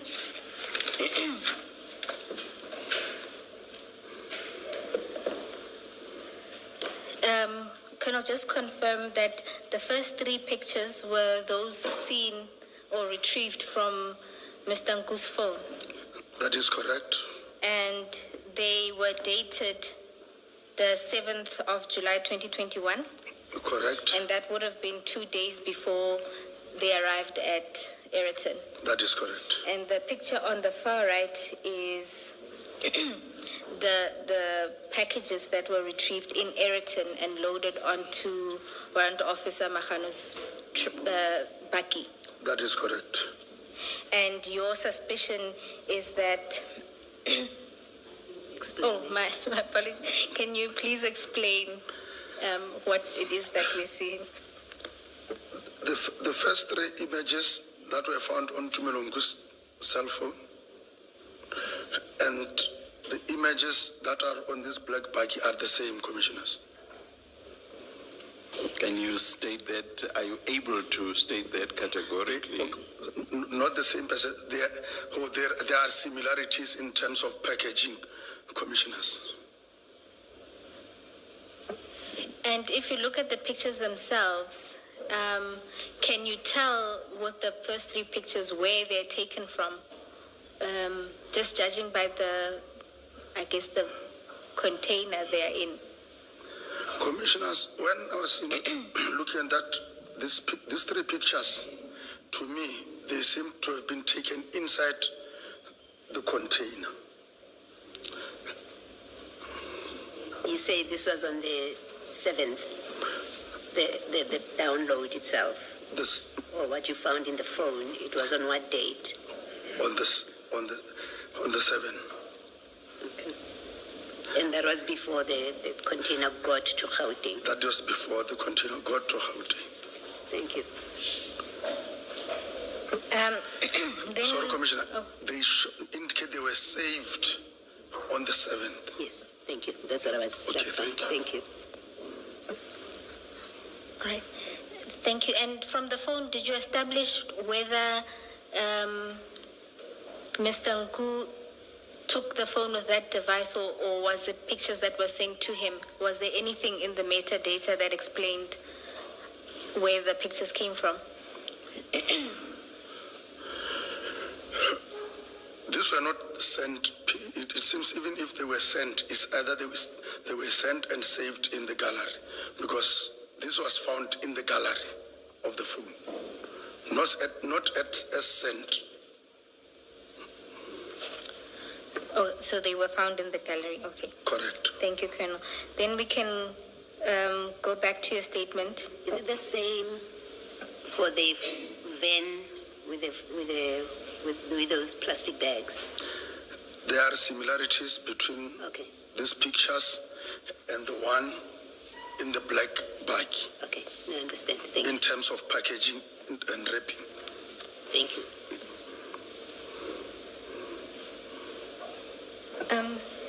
Commissioners, I don't think the picture here is the best.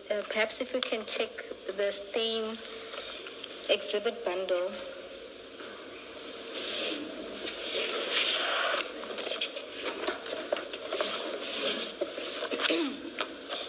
The pictures start at page 4.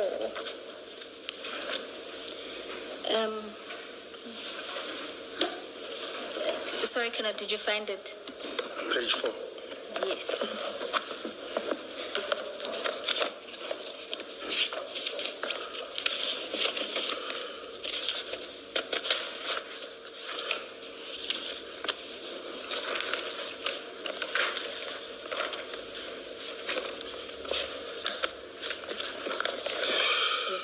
The best picture of the bags is at page 4, and a close-up is at page 5. Yes. I think at the corner there you can see that the duct tape that was used has particular markings. Is that the similarity you're referring to? Or what is the similarity that you say exists between the two pictures? I'm referring to the same, to say there are similarities in terms of wrapping. Okay. Let's also confirm that what is the picture on page 4? Where is it taken? Page 4 of the stain bundle, if you would just explain. These pictures reflect the one at Ireton, Okay, the one that I was investigating. thank you. Thank you, Colonel. If we can then return to your statement from paragraph 10. On 2021-07-08, the truck was released from the port of Durban to Gauteng. The same day, Tumelongu traveled to Gauteng. This is clear indication that Tumelongu was monitoring the truck. Colonel, you can continue. We've already dealt with these aspects earlier. Analysis of the location data associated with Tumelongu's cellular telephone indicated that on 2021-05-21 to 2021-05-22, the device was in the same vicinity in Durban. The date corresponds with the cellular telephone communication in which requests were made and the photo of the photograph and the container. The communication attributed to an individual identified as Alpha. 12. Further analysis of the extracted data revealed that on 2021-05-25, a screenshot was found in which the individual identified as Alpha requested Tumelongu to pick him up, and analysis of cellular telephone record and associated cellular tower data for Tumelongu's device indicated that on the same day, the device was located in the vicinity of Bedfordview.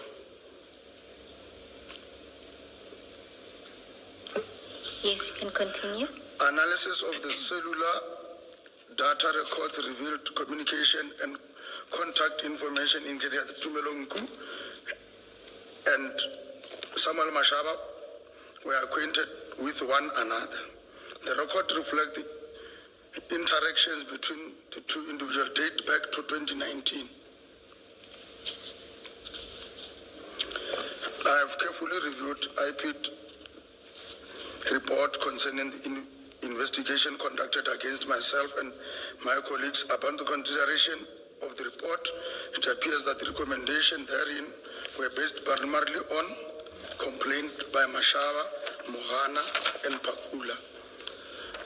Furthermore, the allegation and complaint appear to have supported by statement of information provided by Lieutenant Colonel Maluleke, Sergeant Pakula, and Sergeant Sapi. The recommendation do not appear to have adequately considered the objective evidence obtained during the investigations, including the digital forensic investigation and the cellular telephone data records. It is my view that a proper assessment of all available evidence should have been undertaken before any conclusion or recommendations are made. Colonel, before you move on to deal with the next report, at paragraph 16, you indicate that had there been adequate consideration of objective evidence obtained during the investigation, did you provide the docket to IPID? As I indicated the last time, I indicated that the only communication I got from IPID, it was at the initial stage of my investigation to the matter. From there on, I have never received any communication from IPID up until the date I was made to submit a warning statement. Perhaps a more direct question, did IPID request the docket from you? The caller was requesting the docket, yes. And your response was?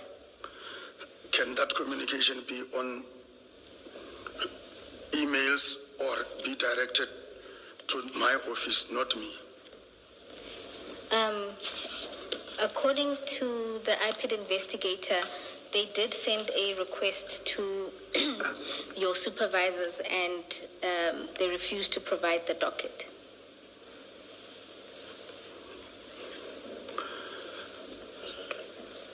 It is strange, commissioners. That will be strange to me because I've never get that communication.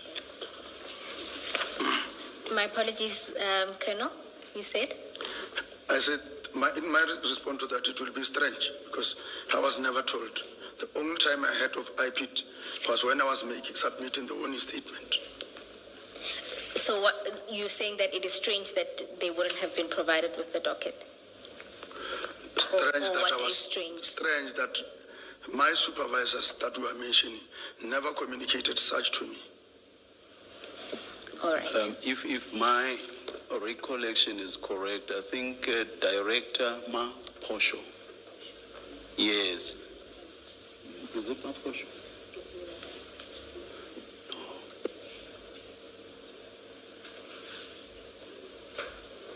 Yes. Director Ma Posho says that it's a she. Says that she contacted you directly, that she asked for the docket. You said that she must come over and an arrangement was made for her to meet you to pick up the docket. Am I correct in my recollection, Ms. Bowe? Yes. So that differs from what you have just said now. And when she got there, you were not there. That's what she says. I can't remember her, Commissioner. Maybe, Chair, just to read what she says from her statement. Please. She says, on 21 October 2021, I made contact with the investigating officer of DPCI, Captain Sebola, requesting the copy of the docket. He said we must come to his office at Germiston on the 22nd to collect it.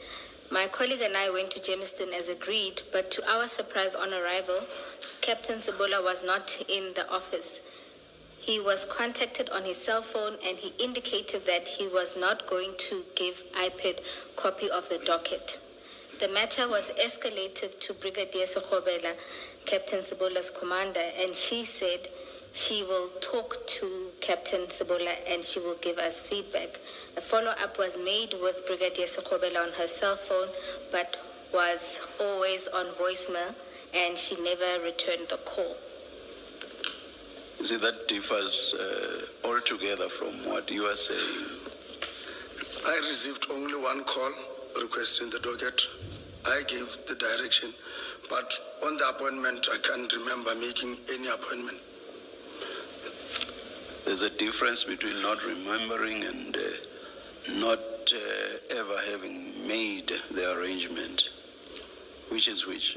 I've never made any arrangement with them. All right.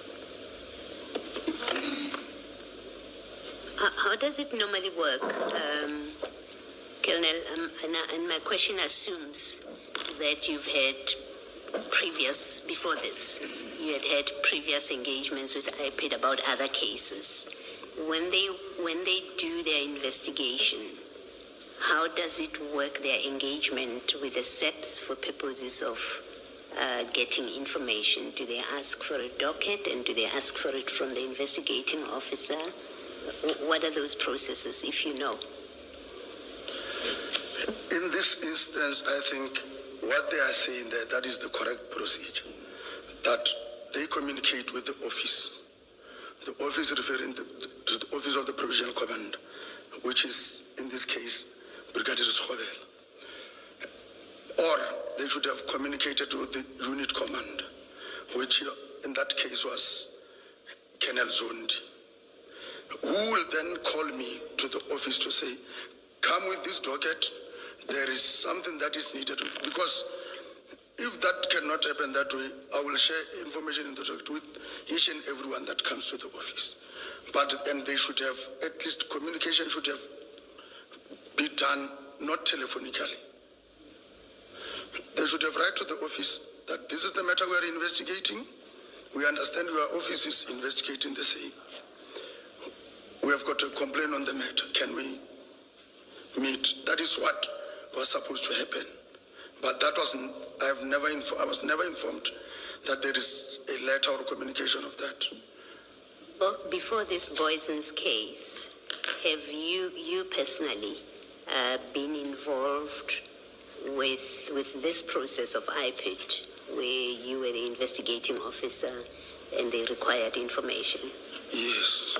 And how did that process go? How to get your access to your information? How did it play out? Access to information must just follow through the correct procedure, not to the IO direct. So in previous case that you've done, is that what happened? It happens like that way. Okay, they communicated formally. No cell phone contact, commissioners. So there should be a paper trail to say there was this communication. Because we sometimes, as investigating officer, we get strange calls that seek information in our dockets. Okay, thank you. Just to say, Colonel, IPID did send formal communication. Ms. Maposho indicated that on the 28th, an email was sent to General Kadwa seeking his intervention, and a meeting was arranged between IPID and DPCI for the 5th of November 2011. And on the 4th of November, at 1500 hours, the staff officer of General Kadwa called and said the meeting was cancelled due to unavailability of General Kadwa and legal services. However, there was no other date provided. IPID also sought intervention from General Libya and requested assistance there. A letter was drafted on the 24th of November. General Libya did not assist with the request. Instead, he indicated that IPID must investigate without copies of the docket.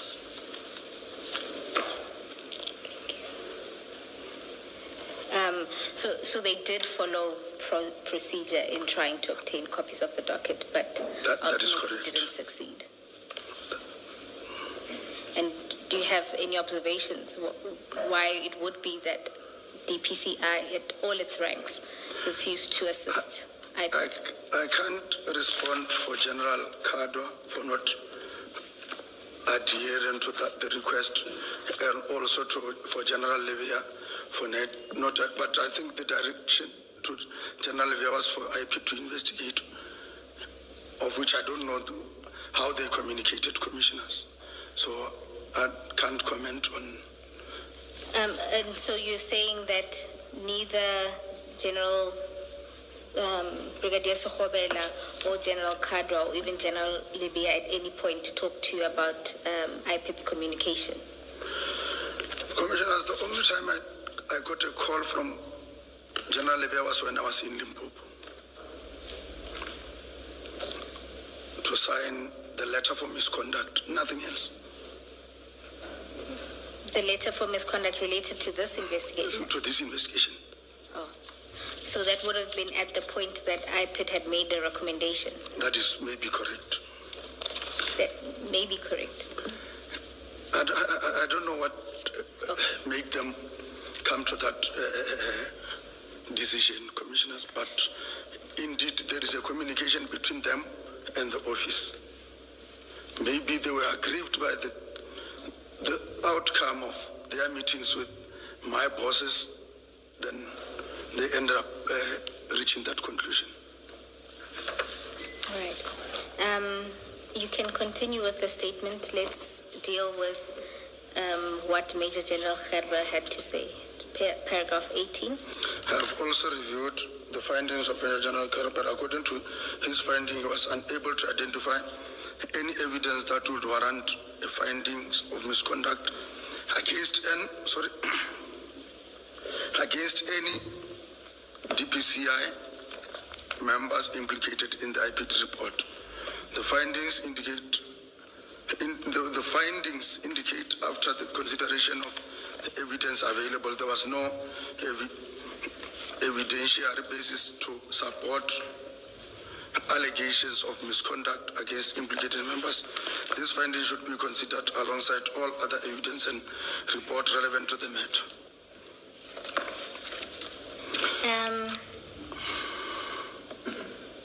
Now, if you go to Major General Gerber's report, let's go to the Stain exhibit file. The report itself starts at page 81.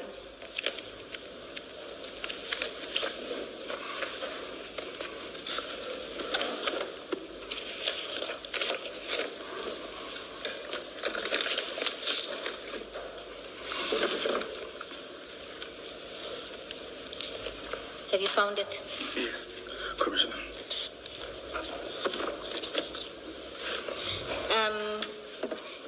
You will see there that General Gerber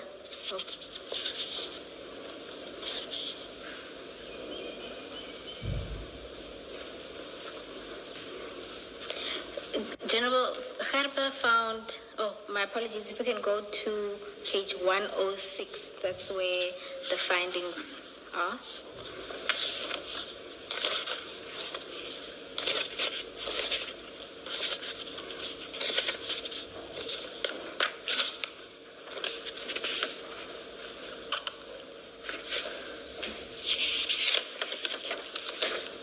Are you there? Yes, Commissioners. So you'll see the first finding relates to the fact that he or she found no evidence indicating wrongdoing on the part of the DPCI members, including yourself. Correct. Right? And the findings also that you acted bona fide within the scope of your mandate of the DPCI. However, she goes on to say that there were fundamental administrative errors made by the investigators assigned to the team and highlighted. Sorry, which paragraph is that? It's just after the list of names. Can you see that? After? After the list of names, so Okay, this- yes. you, Lieutenant Colonel Sobola, and then Yes. says, Okay. in any wrongdoing. So the sentence starts with, I could find no evidence implicating any of the following members, list the members in any wrongdoing. Goes on to say, on the contrary, they acted bona fide and within the scope and mandate of the DPCI. There were fundamental administrative errors made by the investigators assigned to the team, and I highlight this although they have no bearing on the IPID recommendations. You see that? Yes. And there she lists 7 fundamental errors. Yes. And in your statement, when you deal with this report, you don't deal with these. So can we have a look at them? Yes, I'm looking at it. Okay. Now, they note there that there were errors in relation to serial numbers on the evidence bags. Did you witness or see any of this? No, Were you told of any of this, the administrative errors? no. Goes on to say, statement of Captain Norkia and Warrant Officer Morris, who performed the seizure together, differs, but was rectified and found to be an administrative error. So she notes there that the 2 officers that were in charge of the counting, their statements initially differed. Yes, I still remember. I can remember that there was a statement that was rectified and sent to the docket by Captain Nurki. Sent to who? To me, that was To you. with regard to, but at that time, if I still remember, it was with regard to the last bricks that was alleged to have been left out, but not with regard to the packaging. So, He was making an additional statement to say this thing was also left out. Then it was sent together and with those. It was sent to where the first package was sent. no, it appears you'll see there that the error relating to the 1 brick that was recovered later is dealt with as point 4. Yes, yeah, I can see it. So this appears But to other than relate that, to a different mistake. Commissioners, other than that, I was never informed of any other error. This is the only one that I know. Right. And then you see the 3rd bullet talks to number of evidence collected. Statements indicate 700. FSL received 715. Several witness statements also confirm 715. Can you see that? Yes. And we heard testimony, and I think we did the numbers as well. There was a difference between what the officers on the scene recorded as well as in the SAP 13 register. The numbers got up to 700, but it was at the lab where they said 750. Correct. I'm aware of that. You are aware of that error? Yes. And then there's the 1 brick that was recovered by LCRC and handed over to DPCI. That is one that And the criticism there is that it indicates members did not fully explore and receive all exhibits. It's categorized as a human error, or in her view. Yes. And were you aware of this error? Yes, I'm aware of those errors. And when did you become aware? I can't recall, but what I know, when they were taking the exhibit there, even if a forensic bag can have, that is what Captain Norkia told me, that they had to put another bag, or to put the first forensic bag in the other one. That one I was aware. I think you are talking about a different error. Where they put the bag in another bag was when FSL refused to take the bags because some of the evidence bags were damaged. This point refers to the 1 brick that was recovered by LCRC. Do you know what happened with that 1 brick? How it was missed? I know when Captain Norkia said he was called to come and collect that brick and he sent it to FSL. I'm asking if you know how that happened. I think that can be contained in Captain Norkia's statement, Commissioners. Okay.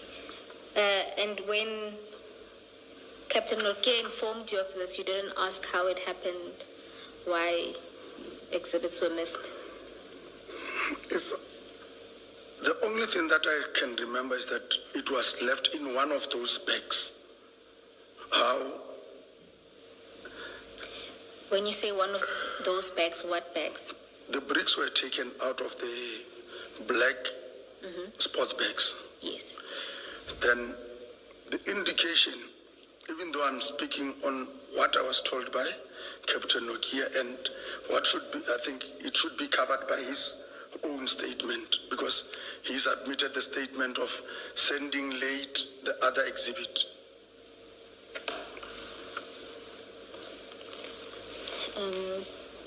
I'm not sure I understand, but I hope the commissioners do. I'll move past that and go to the next issue that Herber identified, and that was the premature arrest of the police officers, albeit justified based on the circumstances at the crime scene. If allowed time to investigate, a different outcome may have been achieved. You see that? So one of the criticisms is that there was a premature arrest of the police officers. As I indicated earlier, commissioners, premature in terms of the dealing in drugs and possession of drugs. But in terms of their purpose of trying to defeat the end of justice, commissioners, I'm still against this findings. So you accept? Had it not been for me to say, the main purpose of these members to be there had other motives other than that of assisting the state. If we can go back, if maybe I had to advise General Herber to say, the very same members, they are contravening their own instruction. When it says crime scene management, how the crime scene must be managed, we have got national instructions that guide us to say, this is how you approach crime scene, which means deviating from that itself. I think in General Herber's report, he should have noticed that the very same members deviated from National Instruction 1 of 2024, that of saying crime scene management. Colonel, isn't the issue that when they were arrested, the Section 35 certificate or notice that they had to sign said they are dealing with drugs? Now that is premature because at the point nobody even knew that these are drugs. They were arrested at a point where all they had done was interfere with the crime scene. But that's not the charge for which they were arrested. That is correct. They were arrested for dealing in drugs. Now that is premature because that day nobody could make even a presumption that they are dealing with drugs because they say they were taking the drugs to the police station in Ekurhuleni. So to say they are dealing with drugs is premature if you don't even know where they are taking them. It may be that they were clueless about what the prescripts are, or they deliberately violated the prescripts. But it's a giant leap to say what they did amounted to dealing in drugs. In that instance, Commissioner, I will concede. Yes. Thank you. Colonel, then the next is a lack of follow-up on alibis, thus allowing defense to obtain statements and providing such to their representations to DPP. Can you see that? Lack of follow-up on alibis. Just for context, Ms. Poe, please remind me what the alibis were. I'm just thinking, for example, Warrant Officer Mohana was there. He was at Eriton. The bags were on his buggy. Warrant Officer Pakula was physically there. He was found at the scene. Chief Mashaba was also there at the scene. Just remind me for context what alibis are referred to here. Chair, I'm not saying there aren't any. I've just forgotten the context altogether. from the context, my understanding of this criticism relates to calling the supervisors of the various officers at the scene, because from the interviews at the scene or the calls made, they were informed that commanders didn't know where these officers were. But subsequently, the statements that were filed by the various officers indicated, at least in the case of Officer Magano and Pakula, that they were aware of the members' operations. So perhaps it's not worded. Or then it's probably a wrong use of the term alibis, because I understand it to refer to, I was not there, I was elsewhere. Yes, I discerned it from the context. But what you say makes sense in the context, yeah. Yes, because if you also... So it's the person who wrote this that used alibi wrongly, it seems. General Yes. Gerber. Thank you, Ms. Bowe. Please repeat your question. Chair, I even forgot what the question was. No, Colonel, I was asking for your comment regarding the lack of following up with the supervisors, because it's from the criticism, and I mean, it's apparent from how the case then proceeded, that delay in talking to the supervisors resulted in the statements coming up much later, where those supervisors then said that their members did inform them of this operation. And just to say that it's this criticism is also shared by the NPA in their report. Isn't maybe the first question to ask whether, Colonel Sibula, you know what alibis are referred to here? Who are the alibis? Do you know who the author of the report would have been referring to as alibis that should have been followed up? Commissioners, it's just that maybe I know what alibis are. I know for sure it's Section 36 and 37 of the Amendment Act with regard to certain properties. Then one, if I found somebody in possession of something, he gave me certain information to say, yes, I'm in possession of this. I got it from this person. That is the alibi that I can follow. But having somebody coming from somewhere, I can even state in this instant, I know Lieutenant Colonel Maluleka, who's one of the people who wrote this statement. His commander was Colonel Sobe. I phoned Colonel Sobe. Do you know where? Because we are from the same division. He is not working narcotics. He is working EPR. So if what he was saying is alibi to say he was there at the scene, the question is,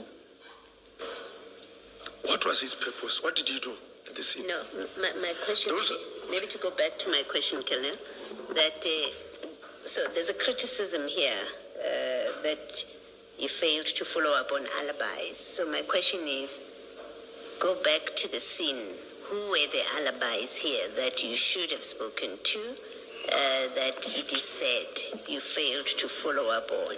Do you know who they are referring to? No. All right. Yeah, I can't do more than that. Okay. That's fine. Maybe let's then deal with the last, well, I think it coincides, statements from commanders, but initially indicated telephonically they were not aware of what their members were doing, but later changed their versions, should have been obtained immediately. What is your response to that criticism? Which paragraph? It's the last bullet point. Statement from commanders. Commissioners, It's me who called the station commander of Zongesiswe. It's me who sent warrant officer, I think it's Mbawane, to obtain the very same statement and to get the job description of warrant officer Mohane. So I can't understand this bullet point, commissioners. Maybe just to remind you that if we start with Warrant Officer Mahan, the statement is, if you can go to page 196 of the exhibit file that has the docket and disciplinary papers.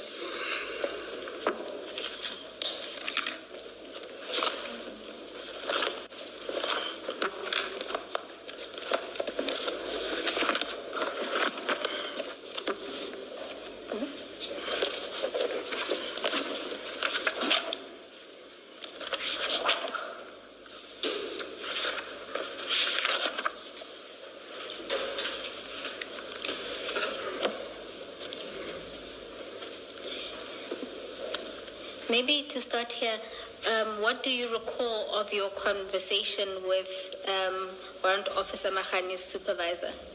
What did he say? Did he indicate that he was aware of his whereabouts or not on the phone? Commissioners, even after I even communicated with, now I know it's Colonel Chauki, I talked to him personally. And what did he say? He said he does not know the whereabouts of Mohana. But Mohana is supposed to be in the office because he's performing these duties, which is SIMEC. Yes. So you see, when on the phone with I don't know the designation, Lieutenant Colonel Chauke, he informed you that he didn't know Warrant Officer Mahanu's whereabouts. But if you go to his statement at page 196, and if you look at paragraph 3, he says, on Friday, the 9th of July 2021, around 8:05 in the morning, I received a call whilst on duty from Warrant Officer Mahana, herein after referred to as a member who is serving under my command, and told me that he is following information on drugs. I asked him where is he following the information, and he replied by saying that he is in Ayrton with other members from provincial office. As a commander, I was not aware of the operation since the members' duties are office bound, doing crime information management analysis coordination, CMAC for the station as per the attached. So what he does confirm is that he was aware, he was told by Officer Mahanu that he was following information on drugs. Commissioners, I did investigation on this matter. I know the communication charts of Warrant Officer Mohana in the first place. The only office people that he called, the very same child was never called on that day.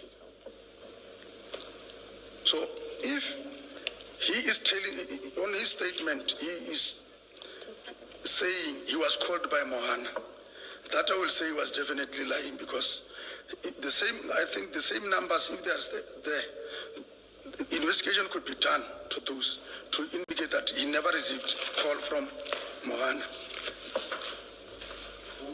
Who did Warrant Officer Mohana call? Because I think he went so far as to say even before he actually got to Yellow Jersey, he called a superior. I don't know, maybe my memory is failing me.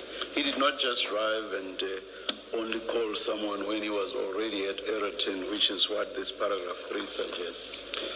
After having been called by, After having been called by one of his colleagues, he called a superior. That's what Commissioner, he suggested. when we were, the certain calls made by Mohana, they were made immediately after I informed him about their actions. He called by then one member from our office, which is Captain Cry, but the call could not go through. As I can remember, he tried to call Brigadier Loela.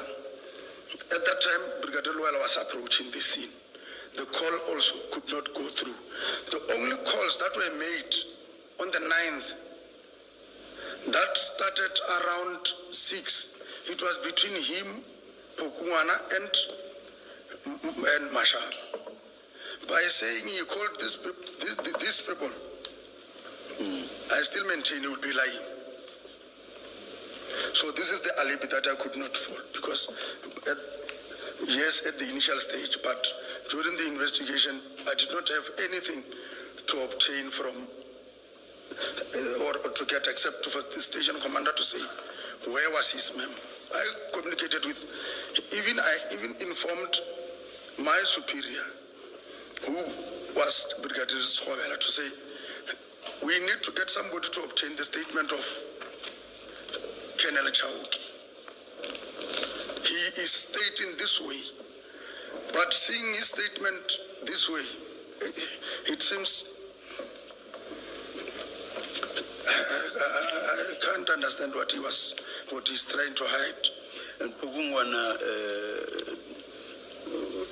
which section does he work for? I know he's somewhere here, but They are not working together. they're not working together. Pokungwana is Albert and that one is Songesisu. Okay. So Mohana could not have gotten an instruction from Pugungwana? No. All right. Just say, my understanding of this criticism, if you like, it's that you delayed getting written statements, which and these statements contradict what you were told on the phone. That's really the criticism, as I understand it. It's about the time lapse between your call on the scene, where the commander said to you, they don't know where their people are, and then in their later statements, now when they do written statements, they say different, they speak differently, they contradict what they told you on the phone. So the criticism is really about between the day of the operation itself, the 9th of July, and the date of the statements, there was a delay which allowed for people to change what they told you on the phone. So the statement of Chauke, for example, of Mahana's superior, is dated the 19th of July. The operation was on the 9th of July, so there's a good 10 days in between, and you're being criticized for failing to take a statement. The writer says immediately, you should have taken the statement immediately. So the criticism is that really. It's not whether it's true or not what they told you on the phone or what you say they told you on the phone and what they said in the statement. It is the passage of time. And the suggestion, as I understand it, is had you taken Chauke's statement immediately after you spoke to him on the phone, then you wouldn't have had that contradiction or his changed position where he now says in writing he knew where Mahano was. Do you have any comment to that? Why you did not take the statement? Why you took the statement only 10 days later? Commissioners, that criticism, first of all, I can say is not fair to me. We did not take months to obtain this statement. In the process, when we are dealing with this, there are certain things that we have to give priority. Here, I got confirmation from the station commander that I believe there should have been no change in what he told me on the 9th, and that he's stating on the 19th. Even if I delayed, Commissioner, I think that does not give him the right to change what he told me, even if I delayed. But the delay is only for 10 days. That is why I'm saying this comment to me, based on the volume of work that we had to do on the day in question, it was not fair. It's not a fair criticism, Commissioner. Thank you. And Colonel, does your answer also then extend to the delays with warrant officers Pakula's supervisor? That will be same. But you'll recall that I don't know his designation, but Sipungu was at the scene.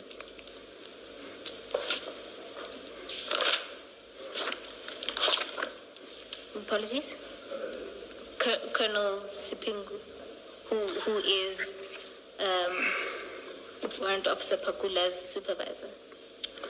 What I can tell the Commissioner is that I did not see Colonel Sipingu on the scene. I only heard. Then I even heard from him that he was there at the scene. That is when, if I remember well, we met again the arrest was on Friday. We met at Alberton's, Boysen's police cells when we were obtaining fingerprints and other from the arrested people, and the confrontation I had with him.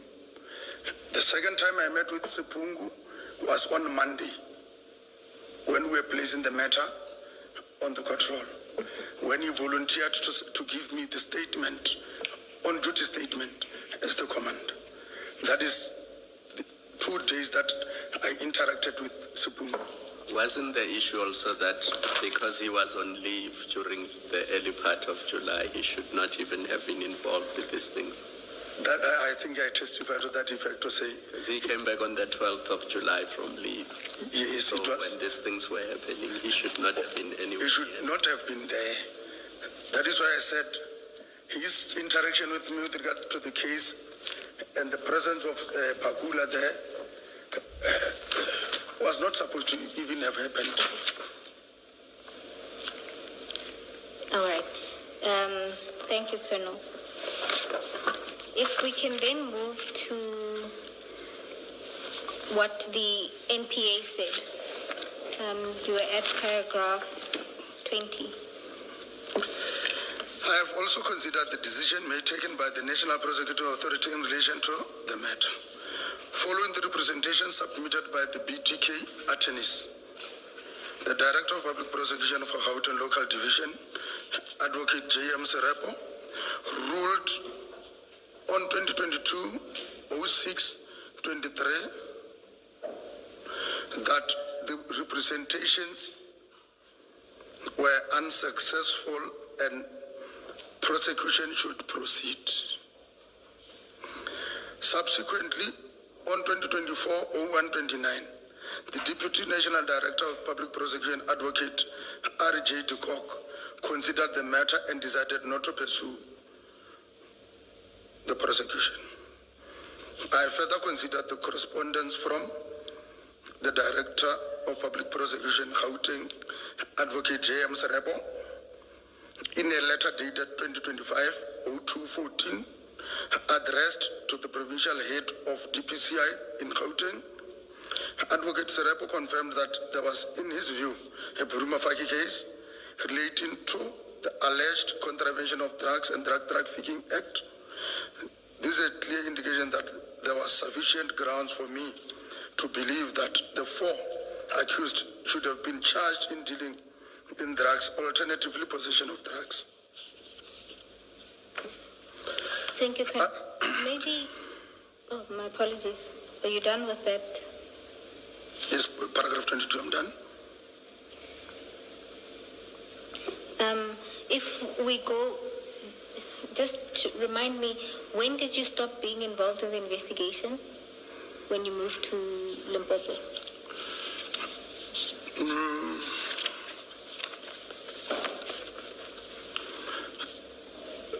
The last time it was when it was sent for, it was requested to the DPP. Then I was transferred to West Rand. From West Rand, I went to Limpopo. When was it when you were transferred to West Rand? It was around 2022. Right.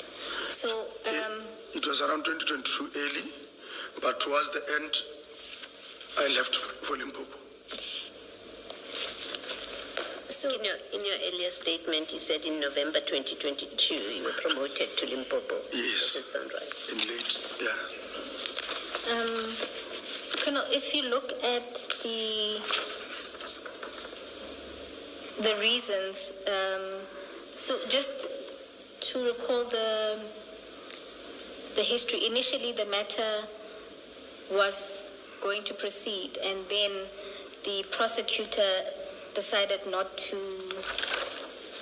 proceed with the prosecution. This was in 2022. Recall that.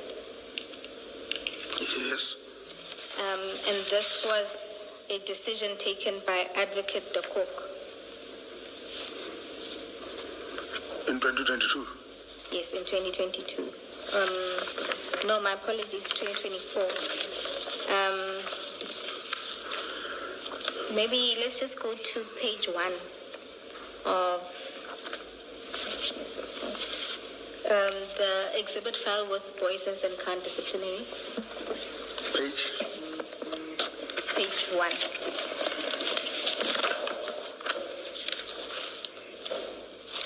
You'll see there it was a response to General Kadwa providing reasons why the MPA had decided not to prosecute. Yes, I've seen that one. I've seen. Yes. And they deal with the reasons at paragraph 6. So if you just go to page 2.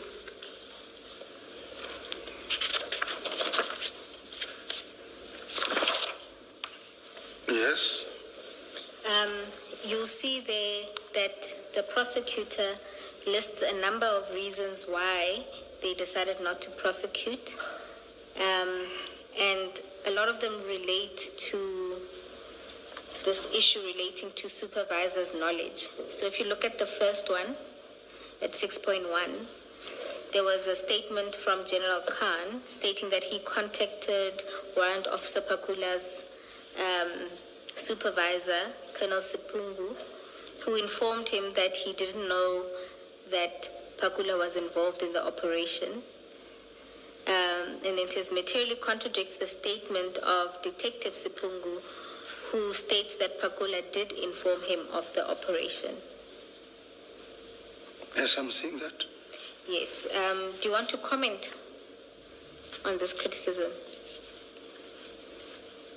Or you still maintain that it was because, I think it's Commissioner, if I had Malo with the assist regarding Colonel Sipungu's role.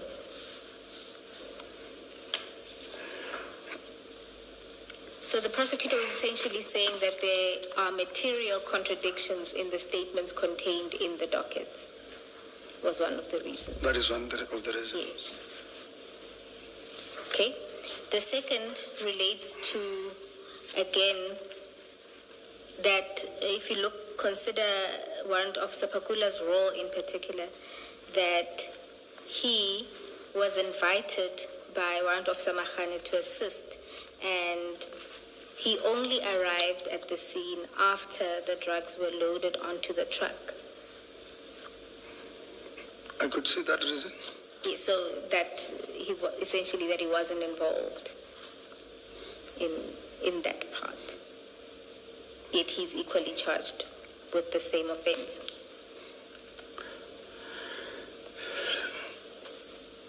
I don't know how to comment on this reasoning, commissioners, because you don't agree with the reasoning. I don't agree with it because it seems they were checking for what. If I will have to put it on my own way, Yes. those who were deciding on this case, they were only looking at the best reasons that they can give or to convince me why we are not proceeding with your case. This is me sitting here reading at these reports. They were not dealing with all these material facts that are within the dockets. We have got other things that they have looked into. I don't even get clarity why they were not overlooked. But to me, the reasonings are not fair. So your general response, we don't need to go through all the reasons. Your general response to the criticism is that you think there are critical things that they overlooked. That is correct. And that the criticism is unfair. Very unfair. Then we can go to paragraph 23 of your statement. I was concerned by the conduct of certain senior police officers and the role they played in the crime scene. Based on the information that I have reviewed, certain actions and decisions taken at the scene raised questions that, in my view, warrant further scrutiny and further investigation. The circumstances surrounding their involvement create an appearance of possible improper motives or interest. However, I acknowledge that any determination in this regard should be based on thorough assessment of all available evidence and findings of the appropriate investigative authorities. It is also noteworthy that certain senior officers sought to involve themselves in operational matters relating to the investigation. In my experience, the extent of their involvement in these operational activities was unusual and raised concern in my mind regarding the nature and purpose of their participation.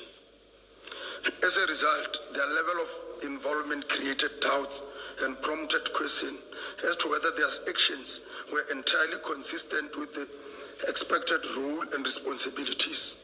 Who are you referring to specifically? Commissioners, you can be aware that I was confronted with a certain statement, that of General Khan, and of which, when I was on my own going through the docket, I asked myself, does this man know how the scene could be handled? Because had he approached the scene the way it was supposed to be, we were not going to be confronted with this level of questioning, commissioners, because that should have been resolved right away on the scene. But based on their interferences and other things, what was supposed to be a good case has been lost. That is my view, commissioners. Just to be And then, Commissioner, also, we know one senior official that you have mentioned and that we know was on the scene, General Khan. Who else? Because you speak in the plural. Who are these senior officials? I'm aware that General Kado was present on the scene. I'm aware that General Kalakala was on the scene. But one can ask what role were they playing, but except for that of General Kadwa to say, I was sent.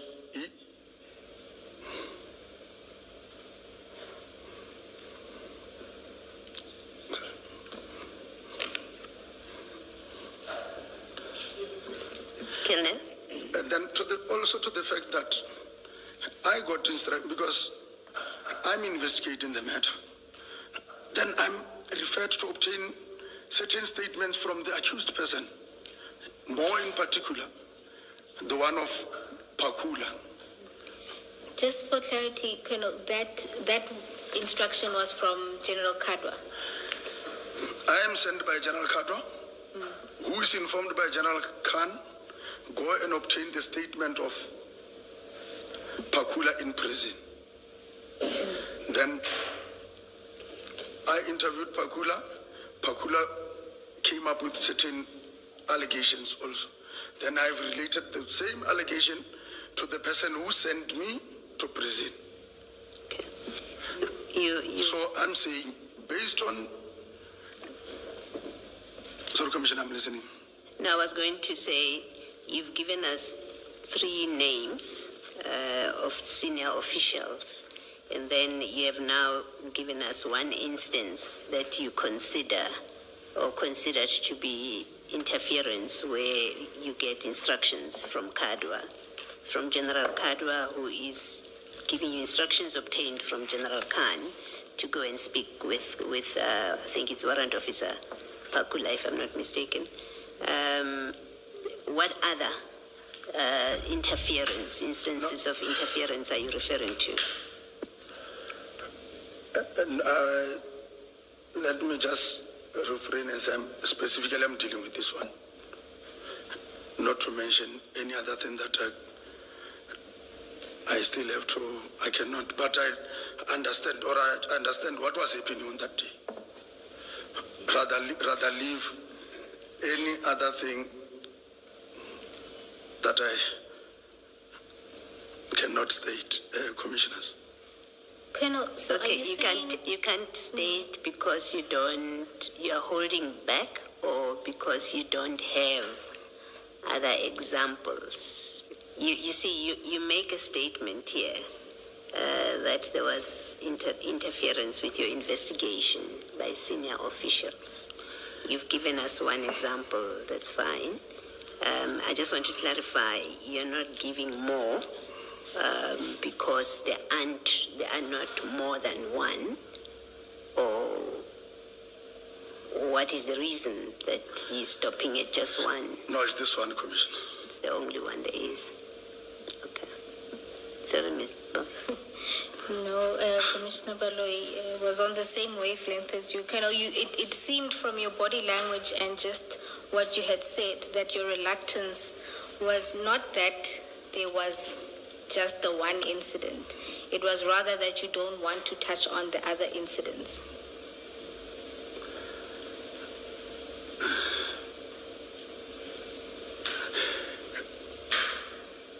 I think, let me touch on this one only, Commissioners. No, Colonel, I don't mind you touching on only the one. I'm saying, just to clarify, that you have other examples, but you are not comfortable to deal with them. Is that the case?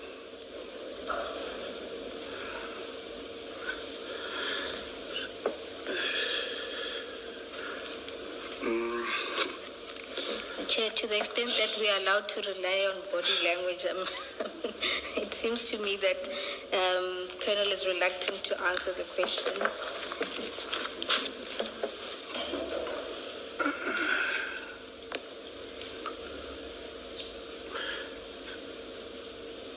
So, Colonel, not to put you in a spot, but it is a serious allegation to make that there was interference in the investigation by senior officials, and you probably have seen with other witnesses that we do probe the role of police officers in matters not being handled in certain ways, which is such a case with Ayrton. We're looking at the role of police officers on the scene. You say you speak to your investigation being interfered with. It's for that reason that I'm probing further. And it may be, if you're unable to say, as you're sitting there, that the chairperson may well have to find another way to assist us in presenting whatever it is that the concern that you're expressing in paragraph 25. Commissioners, it's not only one incident. Things have been happening. Things are happening. I will give an example, Commissioner. At one stage, I was deployed at the airport. I worked at the OR Tambo Airport. At one stage, we were forced to return what we confiscated there back to the owner. I've got reference to that. At one stage we confiscated the dollars at OR Tambo.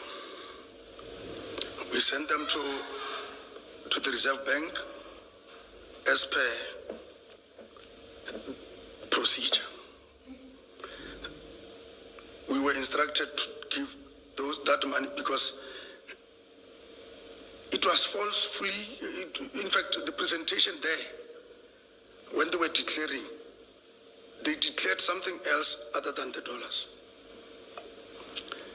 But we were instructed to take them back to those who declared. So there are a lot of incidents that were happening.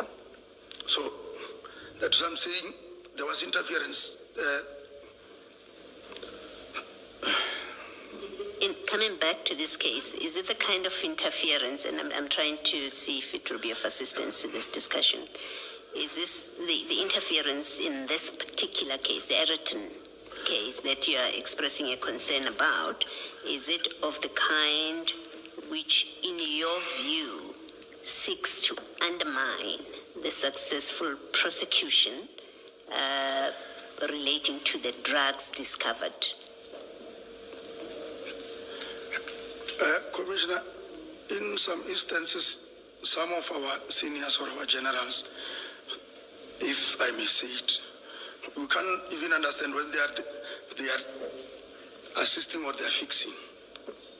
Because going back to Ireton and going back to what I've experienced before, then I could safely say there is a lot of interference. I don't know what is pushing them,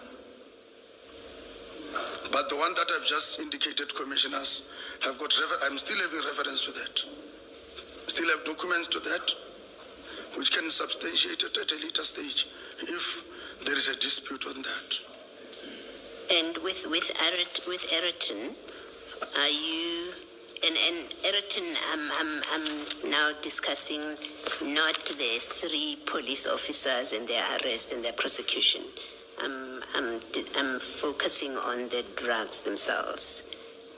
Is your view that you're expressing now, and this is me trying to understand what you're saying, that in respect of that drug bust or that haul of drugs, that the role of senior officers, as you investigate the matter, you form the view, or you are not certain whether they are assisting you or seeking to frustrate a successful investigation of that matter? That is what I'm saying.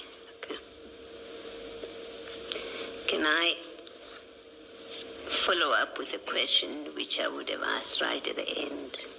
We've looked at the graphics earlier today, which have people's names who look like they are, well, it suggests, or in fact it shows, that the Alphas, the Nku, Philip Plain and them, and there are customs officials, there's Transnet, all of those role players, crane drivers. Is there a reason, and tell me, maybe I'm assuming, wrongly assuming with my question, but bear with me. Is there a reason that there's not been prosecution of people who are clearly identified in these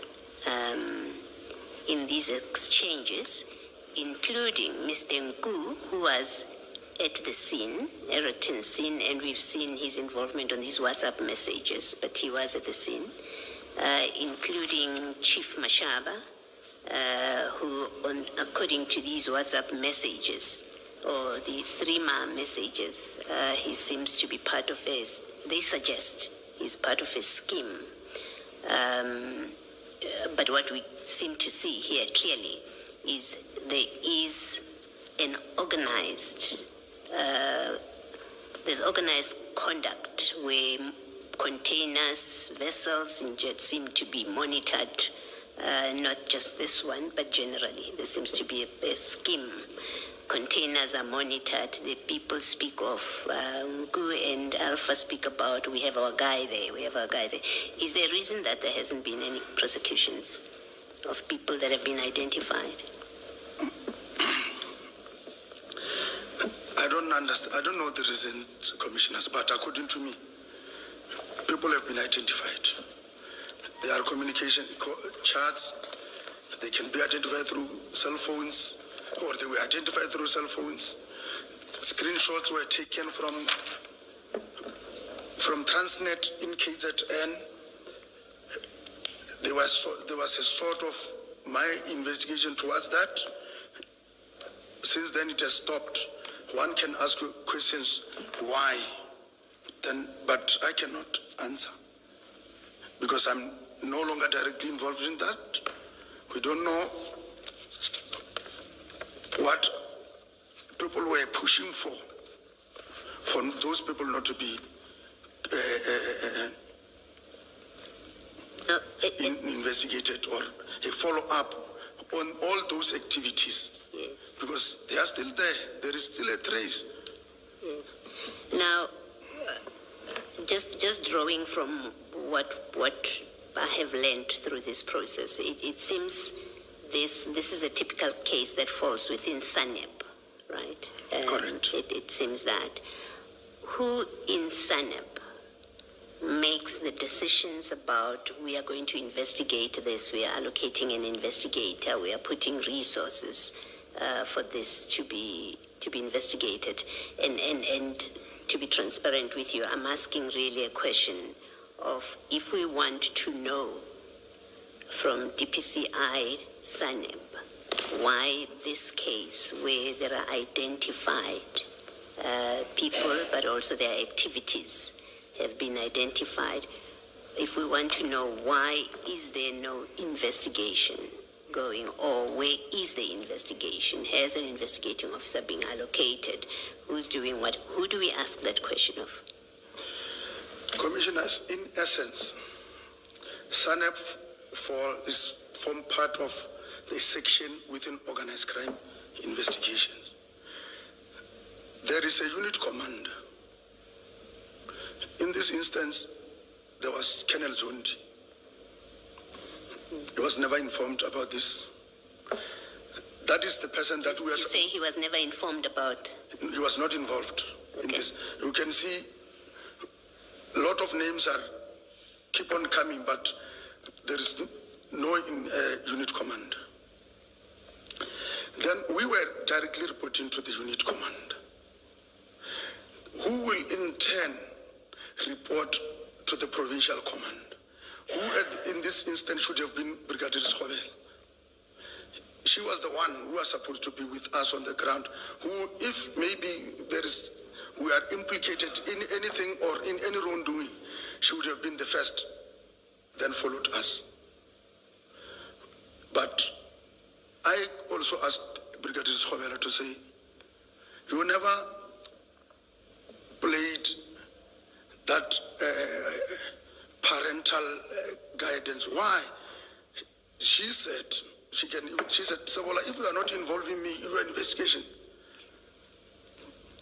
you jump me, because there is this tendency of information not going through the culture of the SAPS. You will find a sergeant somewhere being accountable to the general, of which is not the case. It is not supposed to be. If I'm at the section commander of SANEP, those who are below me, they account to me. If there is anything, I'm the one to answer. But in real situation, we are not. We are not. Information can jump me from the last man on the ground to the upper structure, of which that is not the culture, commissioners, of the SAPS. That is not what we have been told of, going back to basics. That is not what we are being taught of, the levels of communication and the instructions. So is your answer that Brigadier Schobela would be the person to account why this case of where drugs are found, and there's this bust, but also there are people identified, and keep in mind, I'm not speaking about your SAPS members, the Pakulas and them. I'm speaking about Mr. Nku. I'm speaking about the Alpha person, So I'm speaking about the people that are outside of the SAPS, but also anyone in the SAPS who may be part of that scheme. I'm speaking about Chief Mashaba. I'm speaking about those kind of people, that kind of case. That are you saying to us that Brigadier Schobela is the one that must account or give an explanation why has no investigation and possibly, I know prosecution is a decision of the NPA eventually, but I'm going to throw them in anyway, but starting with the investigation, why has there been no investigation of this matter to bring it to trial, to bring Nku to trial, to bring whoever he's been working with to trial? Are you saying Brigadier Schobela is the person that would account for those decisions? If the investigation did not jump her, then she was to under account. You say it jumped her, it ended where? Who other than Schobela, who got involved here? Is it General Khan? Commissioners, let me just explain it this way. Maybe my understanding is that General Kadwa was informed. Kadwa? Yes. Okay. That is that is what I knew when we were going to the scene. Then he should have informed. I'm not giving generally the instruction, but the communication channel says from him, from Brigadier Schobela, there is this and that information. Which members have you dispatched, or which members can you dispatch? Okay. That is a clear line of march. Okay. I understand. Thank you. Thank you. Colonel, just before I let you go, there's two more role players in the scheme that I just want you to quickly identify. In the course of the presentation, you identified Nku and Alpha, Mashaba. There was the crane guy, there's the forklift guy, there's reference to custom officials. You indicated that you also investigated the person within Transnet.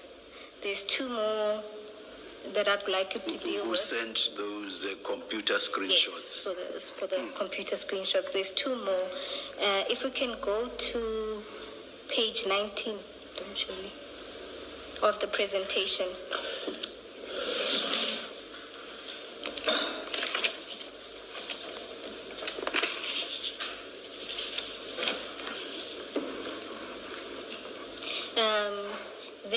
I won't mention the name just for fear of maybe still part of your ongoing investigations, but it seems that you found evidence of communication between Mr. Nku and someone within Yellow Jersey.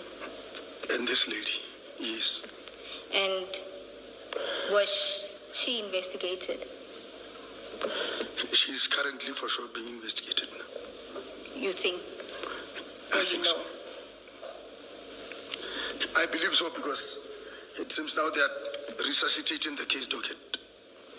All right, so that's within Yellow Jersey. And then within Scania itself, have you identified any links that side? There was somebody who was working for the company. Then, before the Apollonia ship could leave, that person was in Brazil. That is according to he was working for Scania. For Scania in South Africa? For Scania in South Africa. But at the time, I was trying to link the dot to say, this person was in Brazil weeks before this could leave. Then he was in here when it arrived. Commissioners, through my investigations when I was communicating, it seems other people were sourcing information from me. The person resigned. Other people were sourcing information. No, I'm saying it seems the information reached, because I was informed by one of the employees of Scania that you were asking us about this person. Then he resigned. Who gave him the information? Because if this can be followed up, there was somebody who resigned from in that Scania during the period of this investigation. I don't know whether he's still back in the country or out. I don't know. So you suspect that somebody within your investigative team, or who are you suspecting told him? It's difficult to can pick up who, because at the level that it was investigated, but my team, I won't say they have, because some of them did not have, they were just going with me to Durban, doing this. Maybe, as and when we were doing the presentations on all those other things, we happened to give information to wrong people, maybe. You think the person, they would have been tipped by SAPS members? Is that your suspicion? That is my suspicion. And just for completeness, you say that you gave presentations about this case to other people. Do you recall which forums or meetings did you give presentations about this case? And who was in attendance? Commissioners, normally, if I can just take you through drug investigation, when I was still here, when there is a bust or something that we discover that deals with drugs, we have our own group chat to check or to investigate those activities. Up until when we were investigating, we know, sitting here now, I understand why somebody will request the seal number or the seal, the photo of the seal, because normally they create a false seal. That is what they were doing. And again, they want, normally, there have been some incidences along the entry where they will stop these trucks. People will have their own roadblocks that specifically deals with this. So the question of rip on, rip off, that is where it came from, to say they will find Savola as the driver of the truck. Like we've seen, they wanted to know the person. When they stop him on the roadblock, they know he's got, normally he will have the invoices of what he's having. He does not know the content. He only have the invoices that he will have to submit.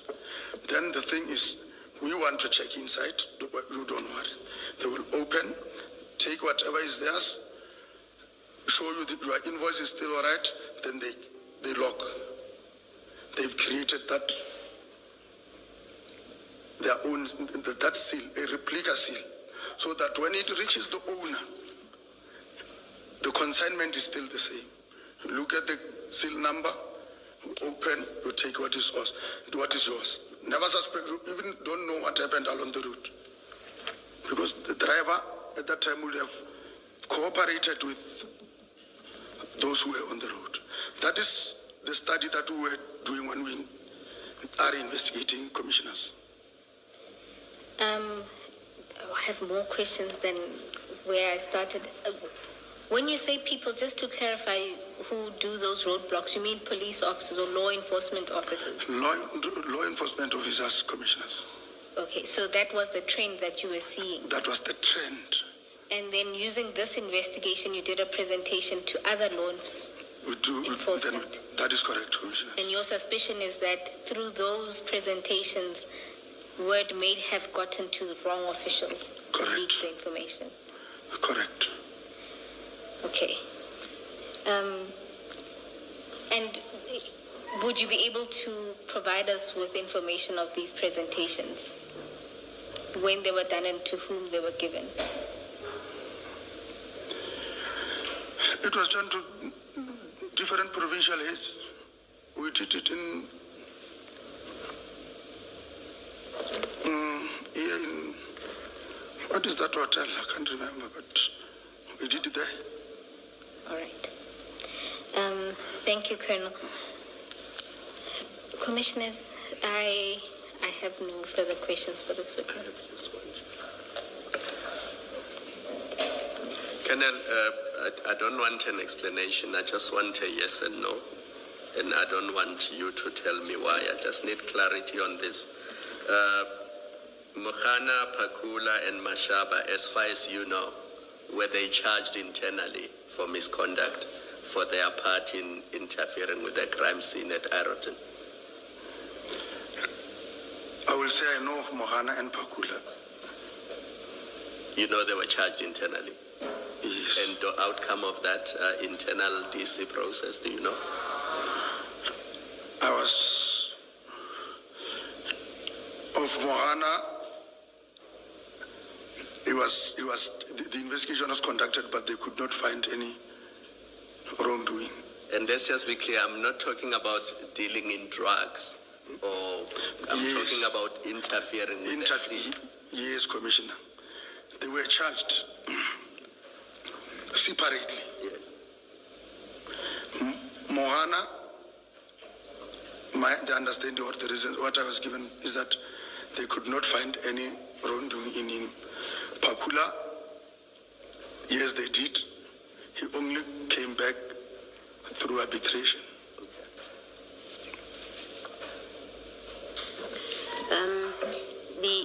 In that exhibit, you don't need to go there. You've just had a discussion with Ms. Bowe about the different role players that were identified, and one of them is someone who's indicated as an employee at Yellow Jersey, and you say there's evidence of a communication between that employee and Mr. Nku, I think, Tumelonku. You remember that evidence?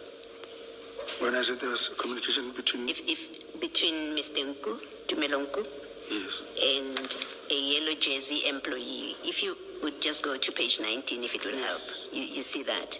Yes. Okay. Can you see where I'm looking? Yes, I can see. Okay. Just to confirm, this was a day before the truck came in from Durban. If you look at and I just want you to confirm it. The way I read it, it looks like it's on the 8th of July. Yes. That they are in contact. Am I correct? Correct. Okay.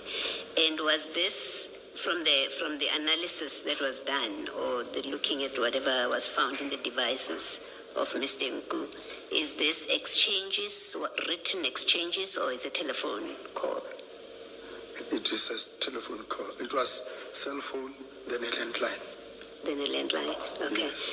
And is this employee, during your investigations, is the person one of the people that you interviewed? Yes. You spoke to them, and they explained. Did they provide an explanation why they were speaking to Mr. Nku? At that time, he said he could not remember who was calling her, but she will still go to check. Okay. But she admitted that, yes, I'm receiving calls, but I can't state clearly on the day who did I talk to, but I was aware on this. Okay.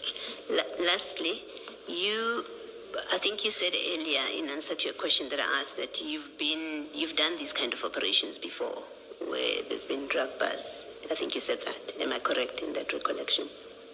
Operations, yes. Yes.